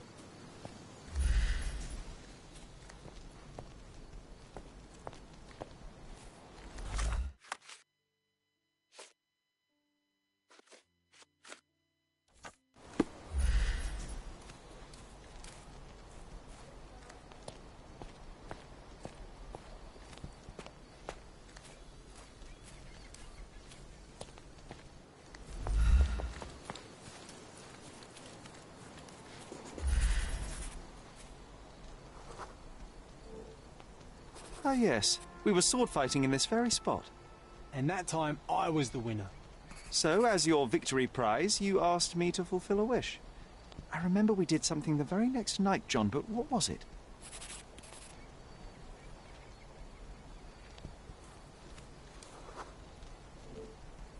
We brought a cage with us. You insisted it must be made of iron. That's because we were preparing to hunt fairies in our garden. Everyone knows iron is the only thing that can hold them. And I was distinctly uncomfortable. It was a disguise, of course. Fairies are easy to scare off, unless you're incognito.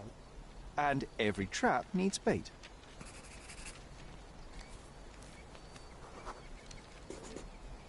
We brought honey and a glass of warm milk. After 2 hours lying in wait, we noticed movement in the bushes. The fairies appeared at last. No, it was just Isolde the pig. She was lured by the smell of honey and milk, and ate every last drop. Isolde belonged to Mr. Sim in Miner's End and escaped regularly. At least twice a month we would see him searching for her all over the island.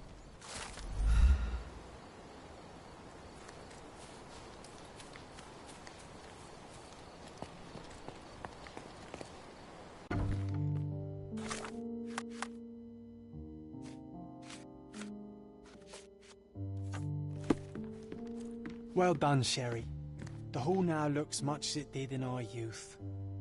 Brings back fond memories.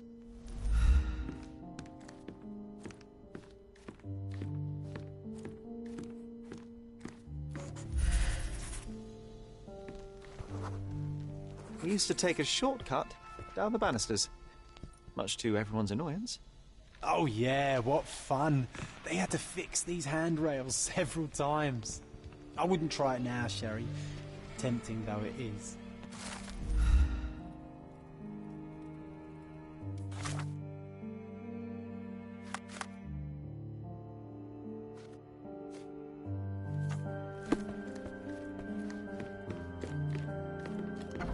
Now it looks exactly like it was a decade ago.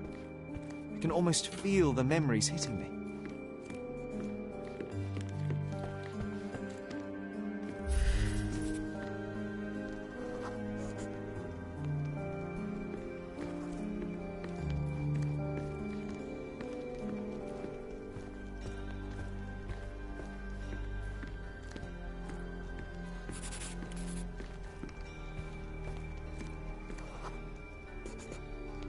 Oh, I remember now. I never liked the way the books were sorted on these shelves.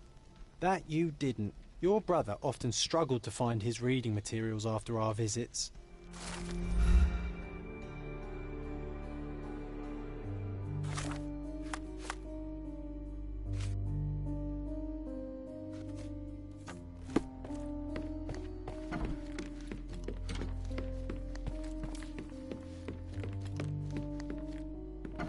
Oh, the room looks nice now. It's comforting to see the way it was meant to be.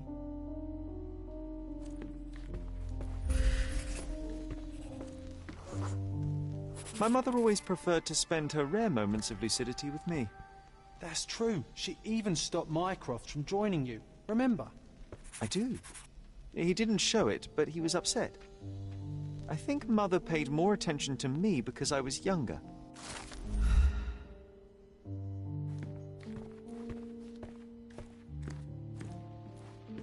It reminds me of my mother.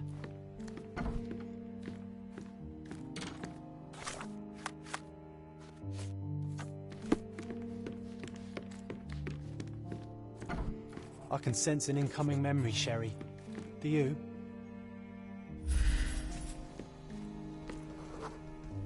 I was so frustrated to find only one bed in this room. Mycroft initially refused to bring another for you, but after a week-long dispute, he gave in. What a stubborn man. How well do you think he would sleep without a bed?